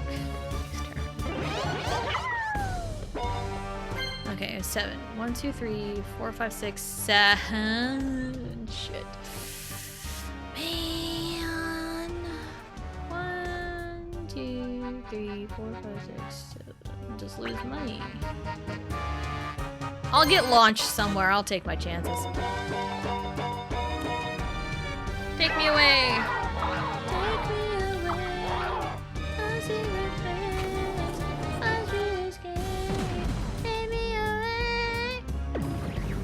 That is pretty much where I just started. Nothing happened. Hooray! Nothing happened. Nothing at all. Zara's the goat. Anyway, take me to the Shadow Realm. That is a quite the place to go to.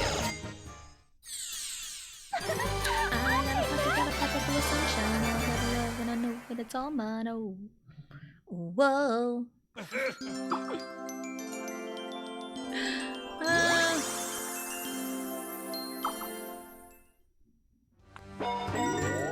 Well, at least I'm not over there. Ooh, Okay, so keep an eye on that one. That's a bad space to land on. I don't want to go there. I don't want to lose half my money. Who wants to do that? Had a lot of that nonsense on Neon Heights. Yeah, a lot of that nonsense on Neon Heights. So much half money taken away. I can't remember if I had a 143 ruined from that or not. I can't remember. That was, what, a week ago? Yeah. Go! Just about a week ago, I think.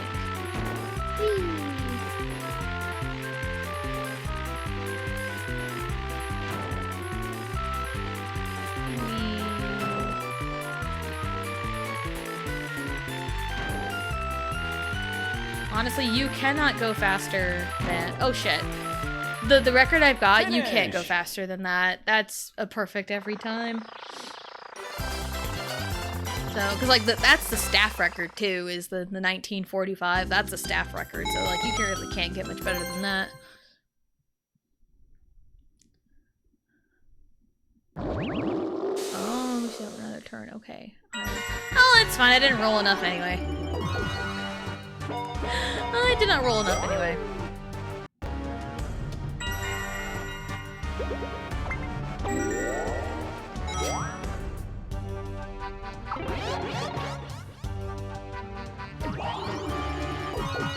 So, yeah.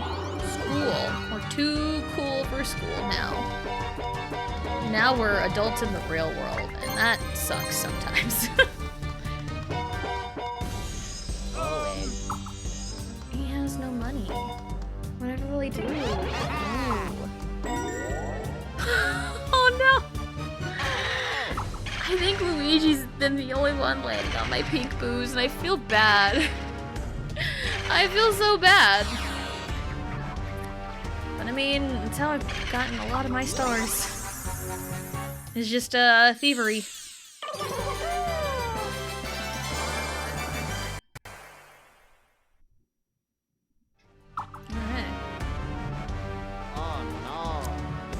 Of like thievery. I do remember oh, I have one of these. Oh, I can't.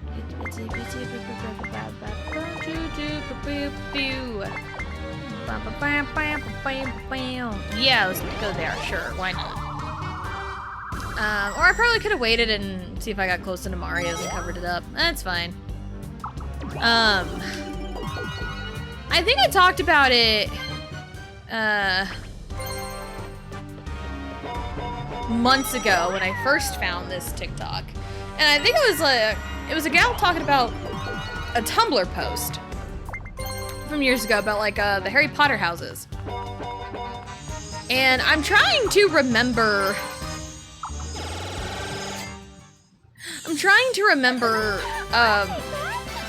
What response to this question leads to what house.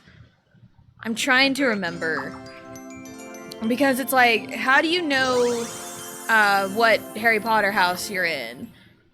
And it's like, okay, well, you get to a locked door. You're trying to get into a room, but the door is locked. What do? And depending on your answer, that shows you what Hogwarts house you're in. And I'm trying to remember...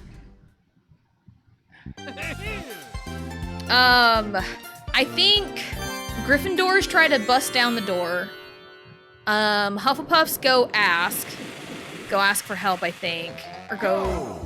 Ravenclaw finds the key, and Slytherin breaks in. I think. Don't quote me on that right now. I may look it up just to confirm in my brain. I think? But it's been several months since I had seen that. And finding that information, I asked people whose houses that I knew just to see if it was true, and can confirm. Finish. Like, I remembered that. Like, can confirm. Because, like, I think I asked my husband. He took the Pottermore quiz, like, one time a few years ago, and it gave him Gryffindor. And I was like, I remembered that, so I asked him, and he said, well, I'd probably bust down the door, was one of his responses. And I'm like, that checks out. My gut reaction is like, I'd probably... Well, it's like, if it's like a shed type place, because that's what my brain pictured, and like the door is locked but there's windows, I'd try to like break the window and open the door from the inside. That's what I would do. Yeah, I think Ravenclaw's like, go find the key. Slytherin tries to sneak in or something, or maybe that's... Or Slytherin's trying to find another way in. I think that's what it is. I don't remember. Let me look it up. Hawaiian pizza is good. It is good. People love to dunk on,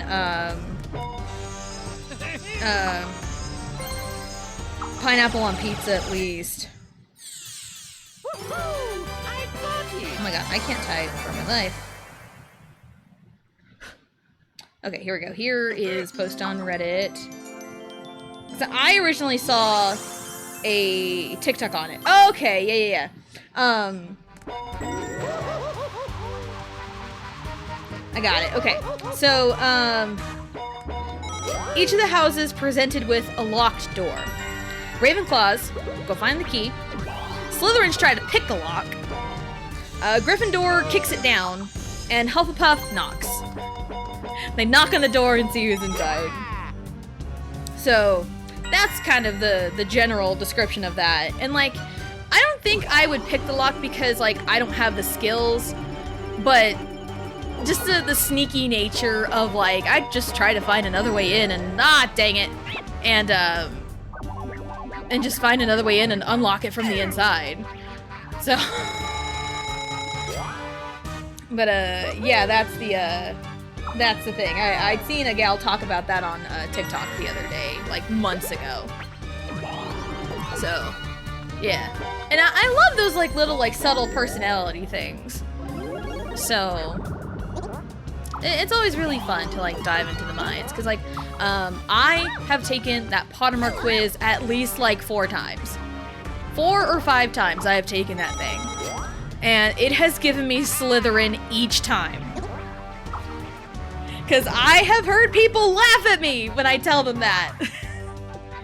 But like, I've taken it several times and that's what it's told me. So, and like, I've taken it like maybe 2 or 3 times without really knowing much about Harry Potter.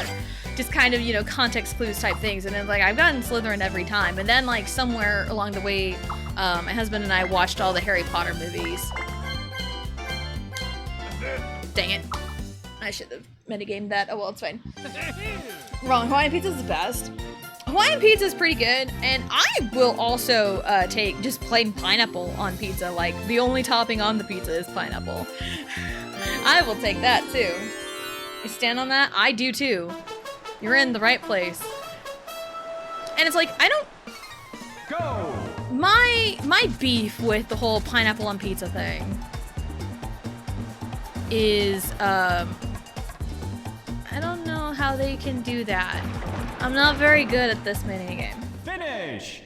The problem with, like, that whole debate is most people I have seen, and I'm not saying everyone's like this on the opposite side, but just most people I see are so combative about no pineapple on pizza.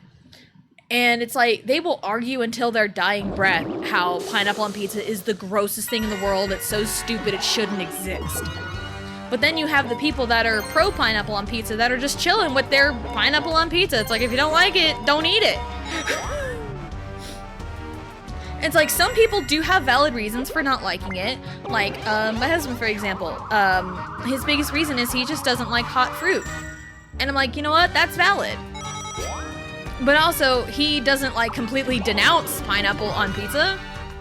He'll give me looks about it, but he won't just completely denounce it and be like, anyone who likes pineapple on pizza is a bad person and should not exist, period. It's like, that's stupid. That is stupid. And there's our question of the day. Say something positive. My positive thing, to much controversy, is I like pineapple on pizza. What turn are we on? 32.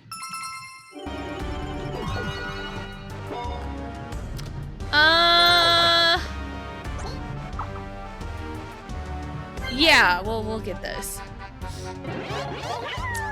Yeah, and it's like it or don't like it. That's where I'm at with a lot of different things. You know, and it's always like, thing has always been like, there's two kinds of people in the world. Right? Those who like pineapple on pizza and those who don't. Those that prefer Cool Ranch Doritos and those that prefer Nacho Doritos. Those that make a big deal about their birthdays and those who don't. You know, it's always like, you know, one or the other, you know, a lot of the time. But often I see people who are anti-pineapple on pizza just completely denounce the other side, and it's like, you can't do that. Let people like what they like. I was talking the other day about, like, the order you play Torna in. It's just however you want to experience the story. You know, people have different preferences on how they want to experience it. And that's okay. I have my preference, other people have theirs. And it's like, that's totally okay. That's just how humans work. People are inherently different, and if everyone was the exact same, the world would be so boring. You know, it's nice to find people who are similar enough to you and have their personalities mesh pretty well with yours. But also, like, things mesh, and there's gonna be differences too. You know, and that's okay. Because, like, people have different life experiences. Like, nobody has lived the same exact life I have. And that's okay. Like, I haven't lived the same exact life as someone else. Like, that'd be boring.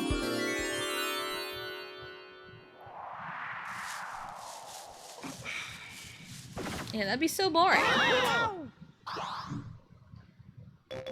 Go!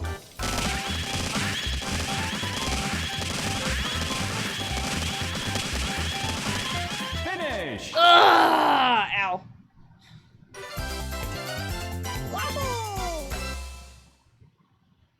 But yeah, it's like, if everyone was the exact same, if life was the exact same for every single person on Earth, life would be so boring and monotonous.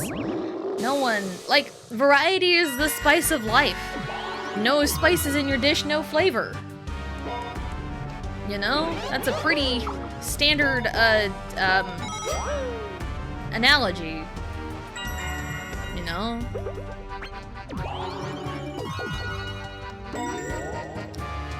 And even when you don't, like, do a whole lot of stuff in your day-to-day, like me, but, like, every day is still different, you know?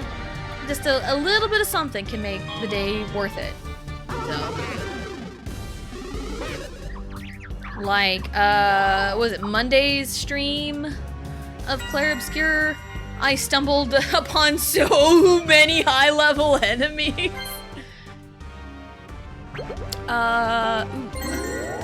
Yeah, I stumbled upon so many high-level enemies.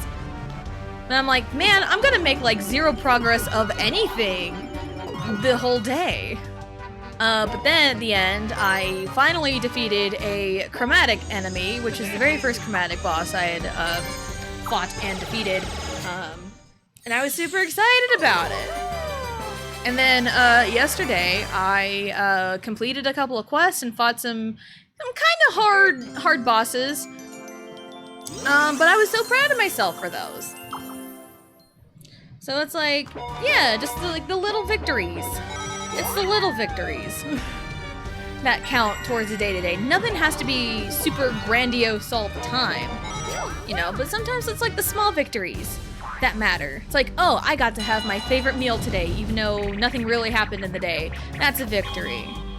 It's like, oh, this meal that I have tried cooking, you know, forever and ever and ever, and couldn't get it right, I finally got it right today. That's a victory. You know, like, just, it's the little things in life.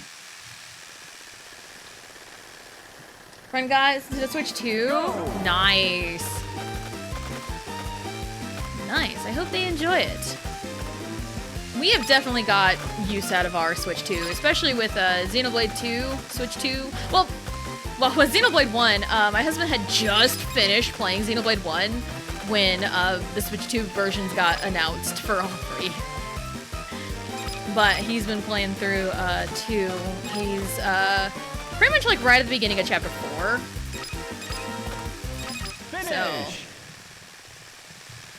Yeah, like we've been getting a lot of use out of our Switch 2. And even Mario Sunshine coming to the GameCube online next week on the 13th. And do we bring back the rivalry? Do we revitalize the greatest wrestling feud of 2024, Tessa versus the Watermelon? Do we do it? But also, it's Mario Sunshine with save states. So much sanity could be saved because of save states. Tessa versus Watermelon. I did go back. I think I mentioned it a few times before. I have gone back and watched that VOD in particular and watched like the whole thing. Like me doing that entire mission. And once I finally got it complete, I got stupid lucky on it. It was so funny and crazy. But yeah, Tessa versus the Watermelon also would have been probably less entertaining without save states. Or less entertaining with save states, there we go. But I'm sure in the grand scheme of it all, I'm sure save states would save so many people so much grief. Because like Lily Pad, the Lily Pad shine, Lily Pad of death, just getting to it is stupid obnoxious.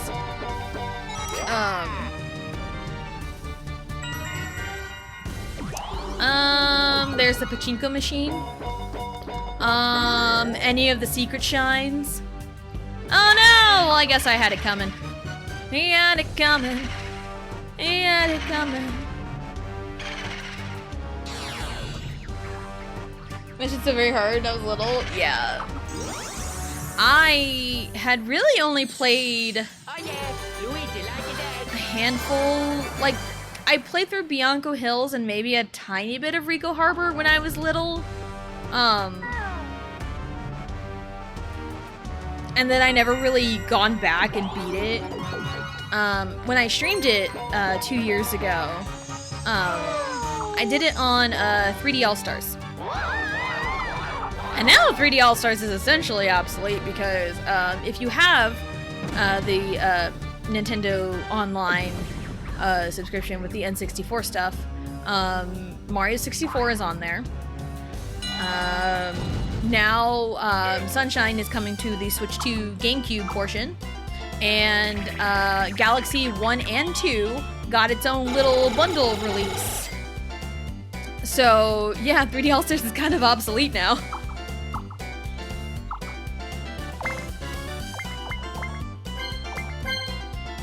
I guess I'll play this one. A lot of the secret shines, the 8 red coins. Oh my god. Yeah, I avoided a lot of the 8 red coins. Go. There's just so many 8 red coin missions.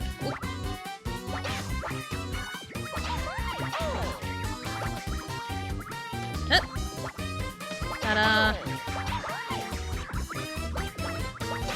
I should probably watch more like musicals and more theater stuff. Cause like, my mom loved like musical theater. I know a little bit about stuff. I think a lot of it is like, I don't know how to really like consume the media. Like I know there's like movies and stuff made. I don't really think there's any like productions anywhere in my area for like anything aside from like high school and college theater. Like also like, you know, your classic musicals and classic stage plays and everything. It's like I want to like consume more because like I see references all the time. I see people like dissecting the stories and it's so interesting. But it's like I don't know how to really consume it. So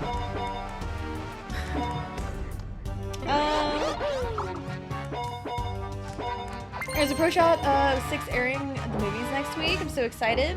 The Hadestown Pro Shot was so good. I'm so glad they're making musical theater more accessible. Yeah, I think accessibility is a lot of it too, because like I just said, like I don't know how to access it.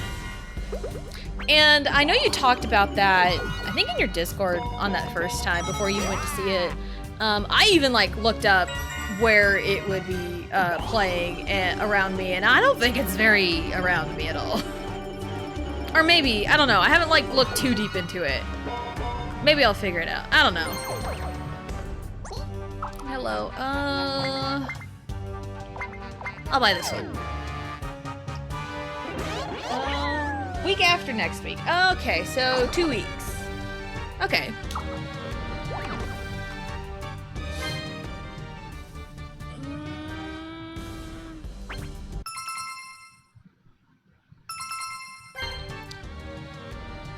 Okay. Should be able to grab it.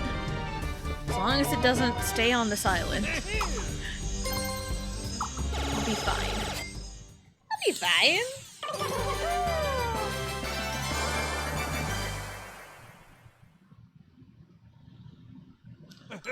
Alright. Okay, we're good. We're good. We're good. Because that one's gonna sink next turn. That's why I looked at how many turns we. Uh-oh. Uh-oh, I said I spoke too soon. I may get sent over there. You know what? That's okay.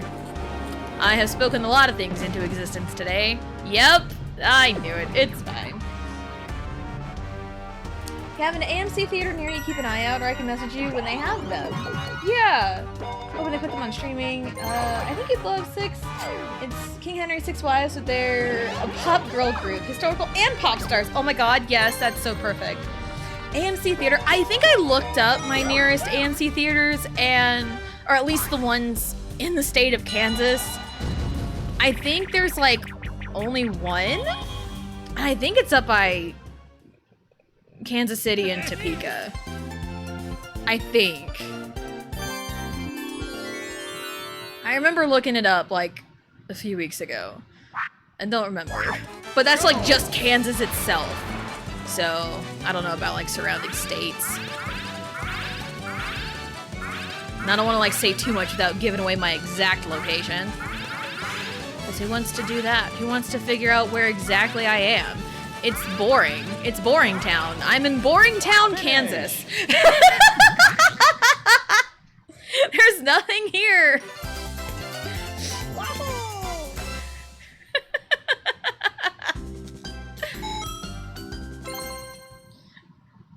So, but yeah, it would be really cool to experience more theater, I think. I know my mom loved theater.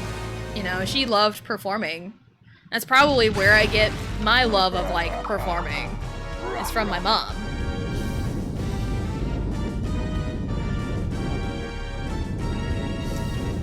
So, yeah. My butt has been burned. I lost my money. I'm broke now. That's okay, though. I am broke. 9/22? That's my husband's birthday. And like over a month from now. He probably won't want to do much for his birthday. He doesn't usually want to do much for his birthday, but that's okay.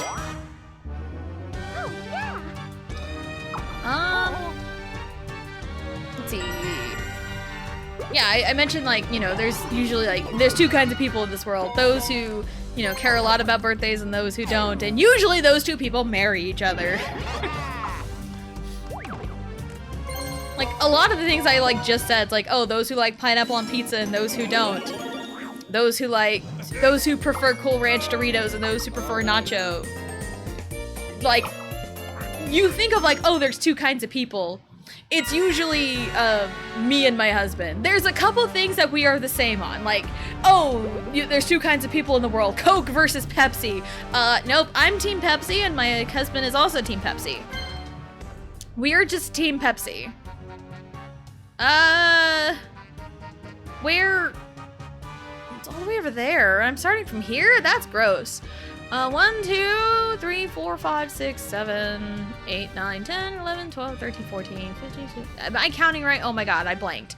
1, 2, 3, 4, 5, 6, 7, 8, 9, 10, 11, 12, 13, 14, 15, 16, 17, 18, 19. I need a 20 to reach the star from here. Can I do it? Probably not.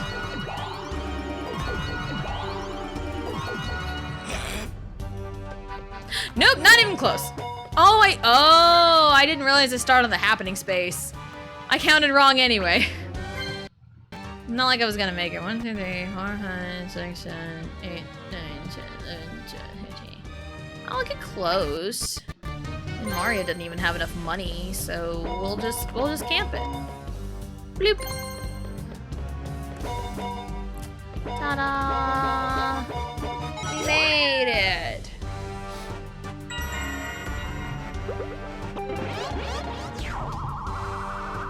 So yeah, in the grand old Coke versus Pepsi debate, I am Team Pepsi. But also, Dr. Pepper is always a safe bet when it's like, oh, Coke products versus Pepsi products. Everywhere has Dr. Pepper. At the very least, everywhere has Dr. Pepper. Unless you're like in the southern states, I think they have more Mr. Pibb than Dr. Pepper. I only remember that from our Florida trip back in 2018. But I also like Mr. Pibb, so I am so cool with that. Yeah, most places have Dr. Pepper, so if you're like, oh, if you don't know if it's Coke or Pepsi products, Dr. Pepper. If a place has Coke products, I will go with Dr. Pepper. If Pepsi products, I will go with Pepsi. So. And the reason why Pepsi became my favorite pop is because when I was like 5 years old, I looked just like the Pepsi girl in the commercials from the 90s. So, yeah, that became my nickname for a long time when I was a kid, was Little Pepsi Girl. So it's just kind of stuck with me. I was like branded as the Pepsi Girl as a child because I looked like her. Finish.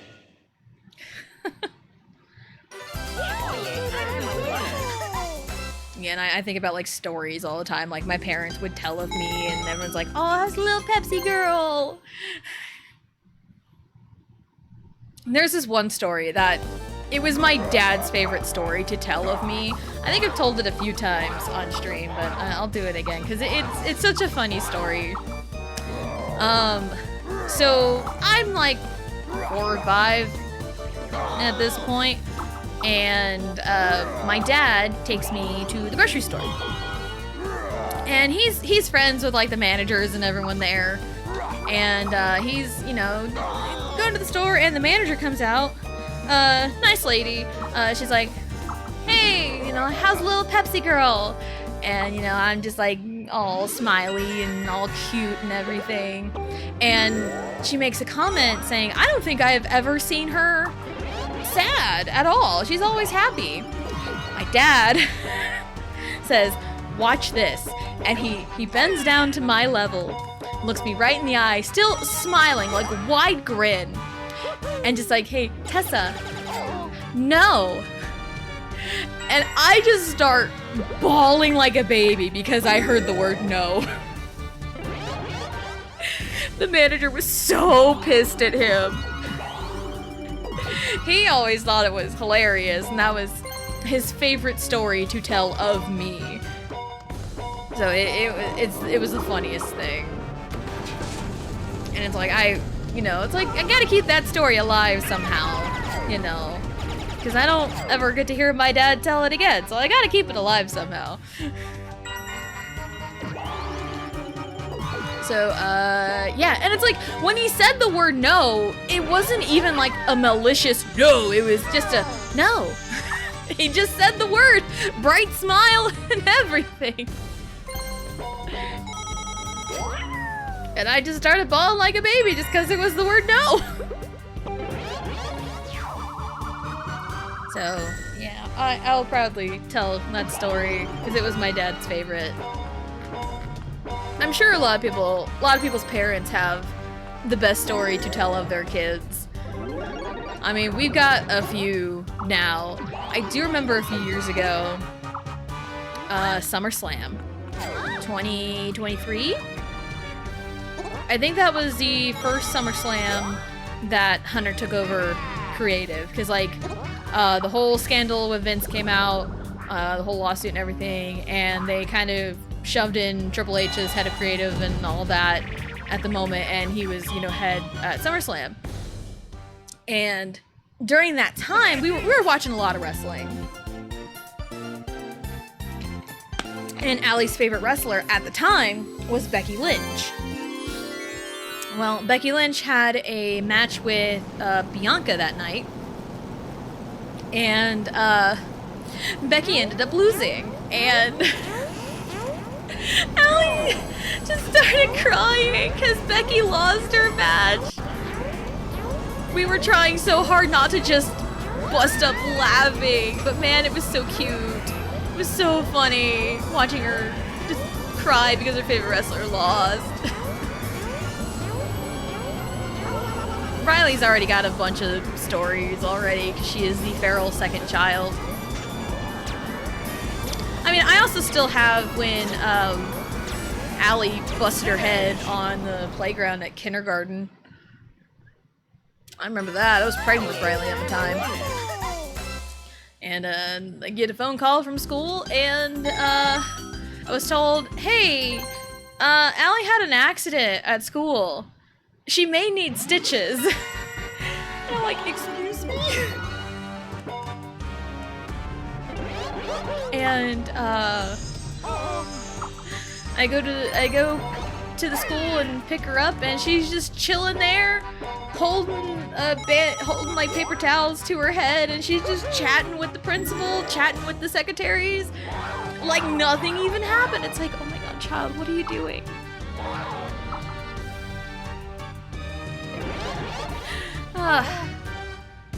And then yeah, Riley is just a sassy butt. And I have, when she ate the hairpin, a bright, sparkly, neon green, like little hair barrette that she ended up swallowing. We were in the hospital for like 4 days, 3 or 4 days. Yeah, that was a fun time. And she ended up pooping it out because by the time we got the correct scopes to go down her throat, it was already too late. 1, 2, 3, 4, 5, 6, 7, 8, 9, 10. Oh my god. How much? He has money though. He stole money from me. 1, 2, 3, 4, 5, 6, 7, 8, 9. Yeah. I'll get there anyway.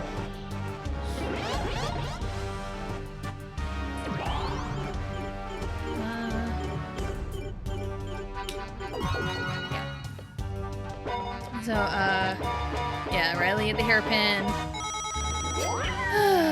Because, went up to the local ER. They're like, yep, it's in her stomach. She swallowed it. And we'll send you over to this bigger hospital. So, and it's already like 6 p.m., 7 p.m. I think around 6 p.m. by the time we left and headed up to the other hospital because like, it's like, okay, it's like, we'll send her up there. We'll get the procedure done and, you know, grab the hairpin and be on our way out. No, because they didn't have a scope small enough because Riley was so tiny. Go! So, yeah. Sorry, I'm focusing right now. Oh, fuck. Oh, it's fine.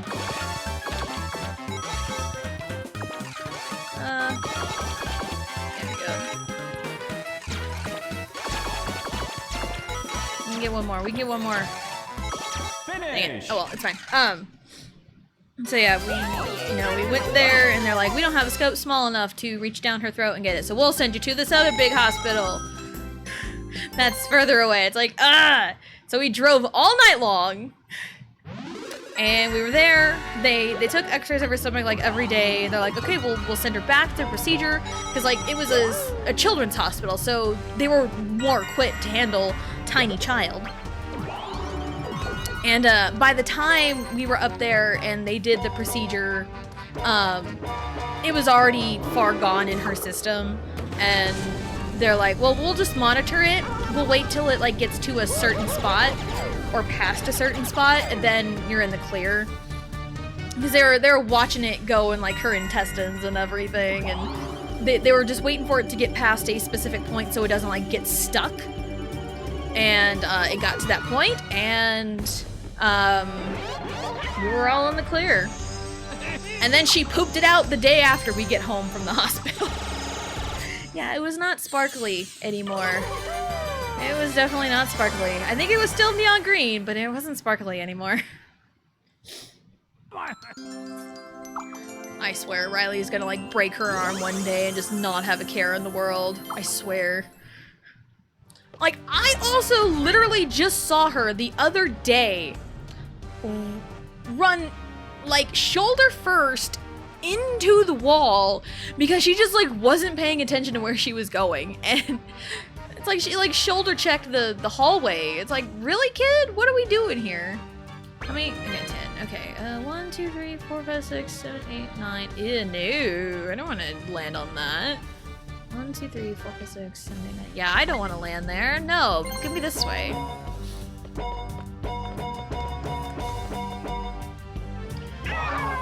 So, yeah, it's like, for the longest time, we really thought Riley was impervious to pain. But, external pain, it doesn't faze her. Not at all. Internal pain, however, does faze her a little bit. Because back in January, February, somewhere around there, she caught an ear infection. But she was so miserable with that thing. And also, for the longest time, she was, like, scared of the wind. And looking back on it, it's like, we kind of wonder if it's because of her ears. If she had an ear infection, brewing.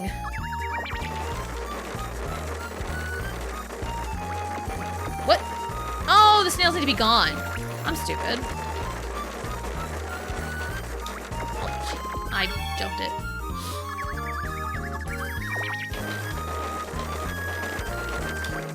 There we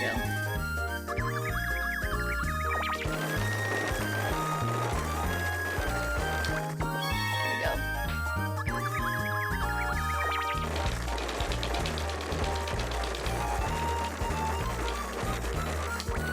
Ta-da!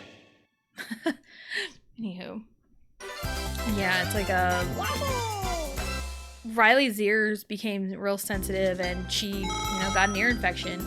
And honestly, I think I got really lucky, and I trusted my instincts, because I picked her up from preschool that day, and she was just miserable.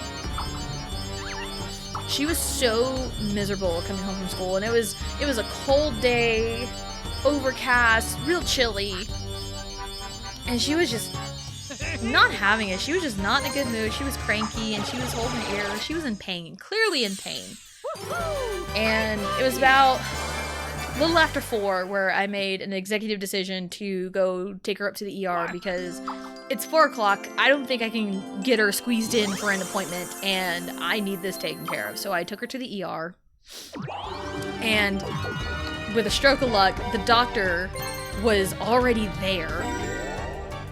So we were in and out of the ER in like 20 minutes, which is so unheard of. In and out of the ER in 20 minutes. Pharmacy was still open by the time we were out, which I was worried about that going up there, but it's like, I need her taken care of. But yeah, we shot over to the pharmacy right after, got her amoxicillin, and we were all good to go. It's what, last turn? Yeah. That's a McDonald's? Nice. Nice. Where? Can I even make it from where I am right now? Where am I? I am right here. 1, 2, 3, 4. Hold on. Yeah. 1, 2, 3, 4, 5, 6, 7, 8, 9, 10, 11, 12, 13, 14, 15, 16, 17, 18, 19, 20, 21, 22. We need a 22 or more. Can we do it? Probably not, is my best guess.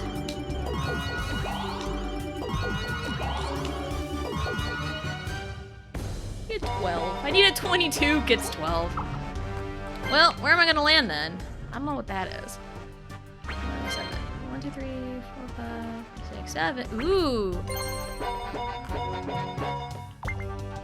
We'll go for it.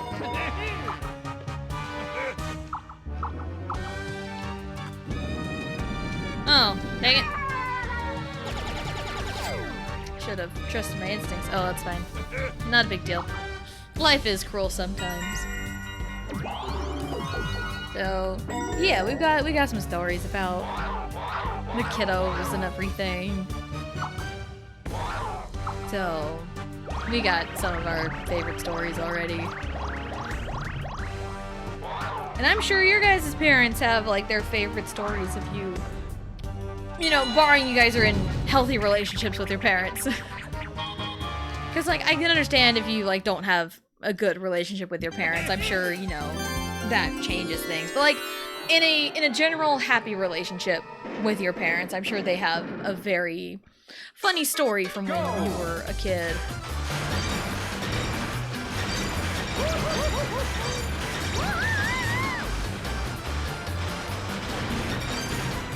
Nice! I did it. Hooray! I survived! Oh, I have survived. Oh, as long as I know how to shoot a gun, I know I'll be alive. That was not great. Not great at all. Good show. Let's see how everyone farted. Because I keep reading it as farted. But nope, it's fared. It's fared.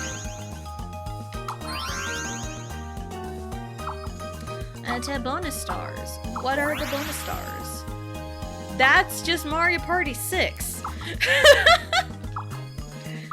Minigame Orbin happening. That's just Mario Party 6. Woo, we did it. Orb Star. I don't know who the Orb Star is. I feel like I used an okay amount of orbs. It's Luigi. Of course it's Luigi. We love Luigi around here. Hashtag trust Luigi. This could be anybody, I feel. And it's also Luigi. Hooray! Green man gets the green star. Beautiful.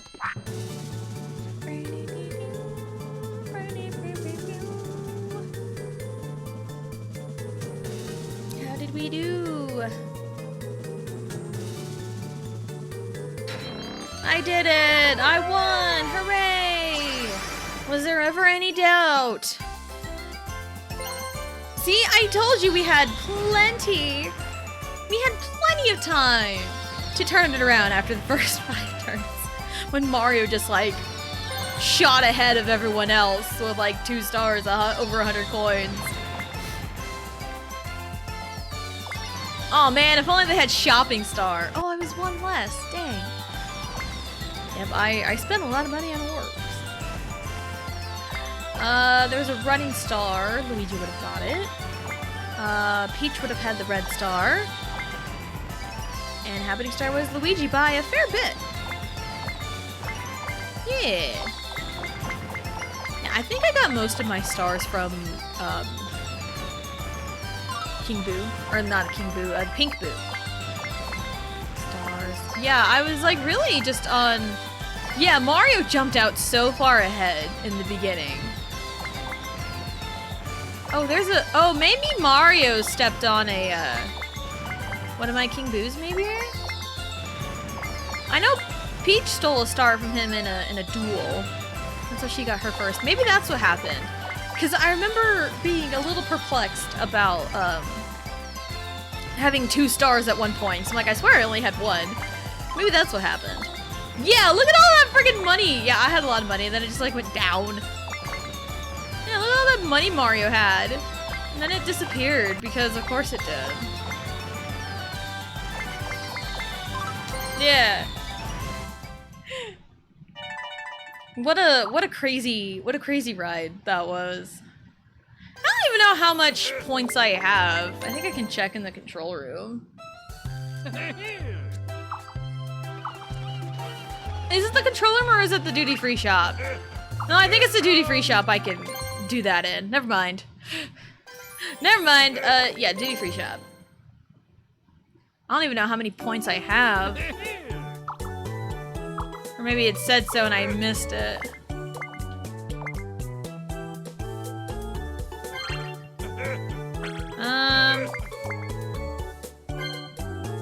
Cruise mileage. I have 85,000. Yeah, I believe I have everything unlocked. Yeah. So I've had everything unlocked for a while. Yep, because you have to unlock Birdo and Drybones, you have to unlock Brutal, King of the River. Stunning background. Solo Cruise's first place screen, beautiful. Okay, rare minigames, taunts, bunch of sounds, secrets, lots of little knickknacks from the places. As you see the knickknacks over here. Yeah! Hang on, Tessa. They announced a Warrior Cats RPG and I need to watch the trailer immediately. 2 people have already sent it to me. That's crazy. Yeah, souvenir. And if you have the microphone and you say surprise, it'll do like a little animation, but I can't do that right now. So, but yeah, and yeah, here's all the souvenirs. These you get from King of the River. Oh, it stays there. Yeah. Yep, from King of the River, you gotta defeat all difficulties. So, yeah. Alright, so... Yeah. I mean, I feel like Bowser's Enchanted Inferno probably could have been done in 50 and it would have been fine, but it's like, it's fine. Wasn't really a fan of Bowser's Enchanted Inferno anyway. I also haven't done Solo Cruise in a long time. Maybe we'll do that at some point. Like Mario Party 7 Solo Cruise, because we haven't really done much single player Mario Party stuff in a while. So, yeah, so tomorrow is Friday. It's Friday, gotta get down on Friday. Tomorrow will be Clair Obscur. Gonna do a quest for Lune. And I have a bunch of stuff written down of places to explore and things to get. So we'll do all of that after we finish Lune's quest. And we'll see where that puts us, because I wasn't expecting a quest we did yesterday to take a long time because it was in a really big area. So I wasn't expecting that. But yeah, we'll do that and we'll see where it puts us. And I'm thinking once we beat like the main story, I will want to do a lot of like the extra stuff around like post-game.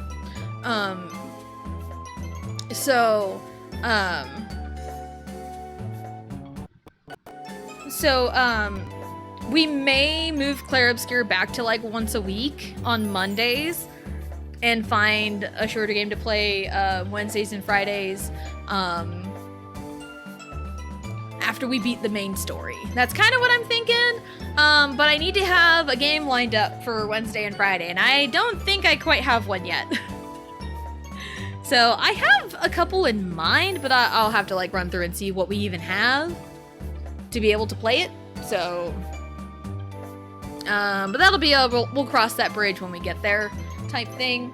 But for now, Mondays, Wednesdays, and Fridays will be Clair Obscur. And also, there may be a potential me taking a week off. Because school's coming up. And there's a whole deal the entire week of like the first week of school. Like there's a middle school orientation, there's a whole freaking week-long camp for kindergartners. So it's gonna be like really busy, and I think times are gonna be real weird in trying to get settled into like the new normal. So, stream times will probably revert back to 12 p.m. Central. Thing is, I will have to stop. I think school still gets out at 3:45, so hard stops will have to be made at some points.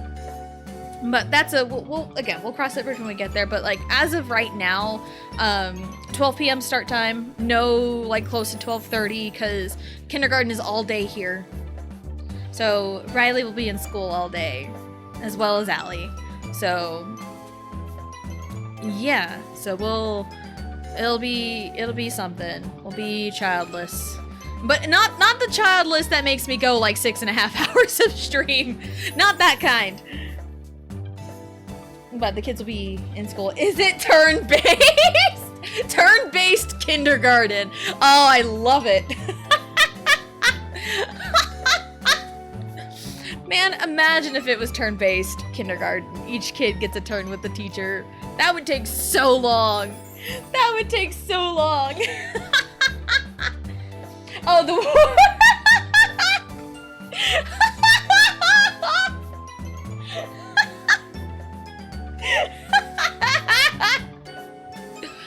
I'm here talking about kindergarten, and Blue's talking about warrior cats.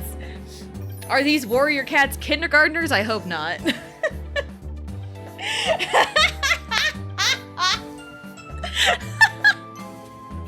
Oh, that was good. It is turn-based. I'm stoked. Oh, my brain flipped them. Turn-based warrior cats. Maybe I'll look into that. Maybe I'll do some digging. Cause I mean, I'm all for turn-based combat. Unlike the dude bro that showed up yesterday, cause who does that, man? Honestly, the funniest thing is when people are, for lack of a better term, douchebags in chat. We just make fun of them endlessly. That's really what they're for. They're for something for us to make fun of. Because like, who comes into a chat of someone playing a game that has a mechanic that you hate? Why would you do that? Who does that? But they're banned. So, anyway. The Warrior Cats game. But also, yeah, turn-based kindergarten! Turn-based kindergarten. That's so funny. It was my favorite series as a kid. It's Choco on me. We're getting an anime series and an RPG. Ooh, nice. That's awesome. I'm so excited for you. That sounds so exciting. Yay.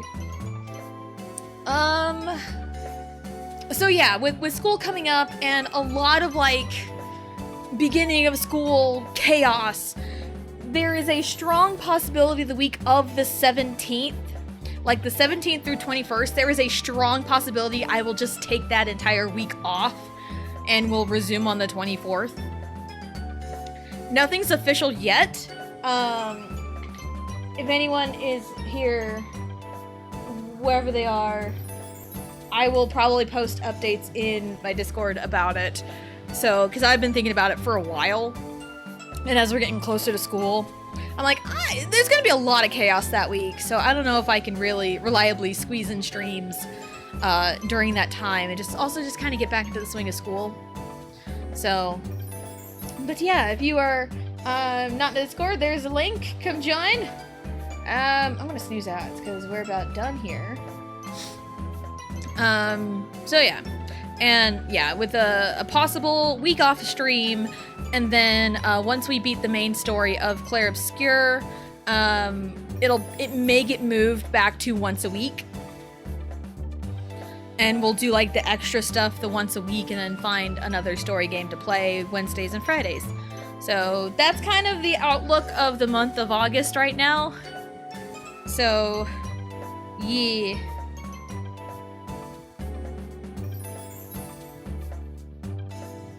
Anyway.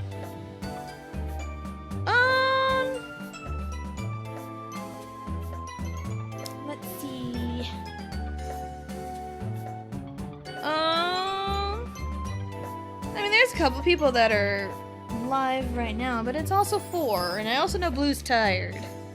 I remember her saying, but she also intends to stream. I don't know.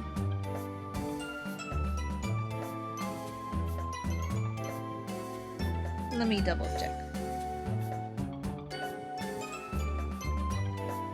Okay. Alright, so... Yeah, my brain's really scrambled. Yeah, well, for Tuesdays and Thursdays, I don't know. Because I just finished the last board of Mario Party 7. I can do another GameCube Mario Party. I can go back to 3. Because 3 is my comfort Mario Party. I don't know. We'll figure it out. Mario Party's Mario Party. We just chat and play the game, so it really doesn't matter. So, let me do that.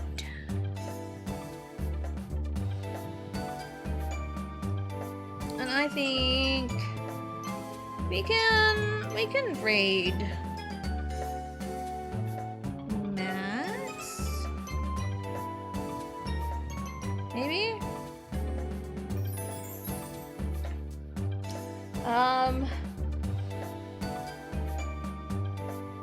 Yeah, we can raid Max. Alright, raid message.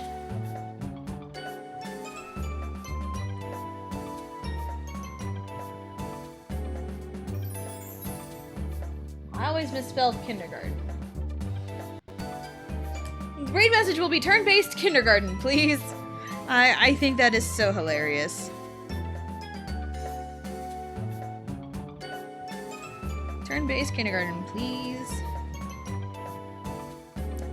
Yeah, so we're gonna grade Master Max 165. So yeah, tomorrow's Clair Obscure, and then wrap around to Monday is Clair Obscure. We're kind of doing Monday, Wednesday, Friday until we beat the game. So yeah. Ah. 165. Oh nope, that is not the right username. I don't know what happened there. There we go. So yeah. Monday, Wednesdays, and Fridays are Clair Obscure. Tuesdays and Thursdays are some kind of Mario Party. And thank you everyone for coming out and hanging out. And we will see you next time.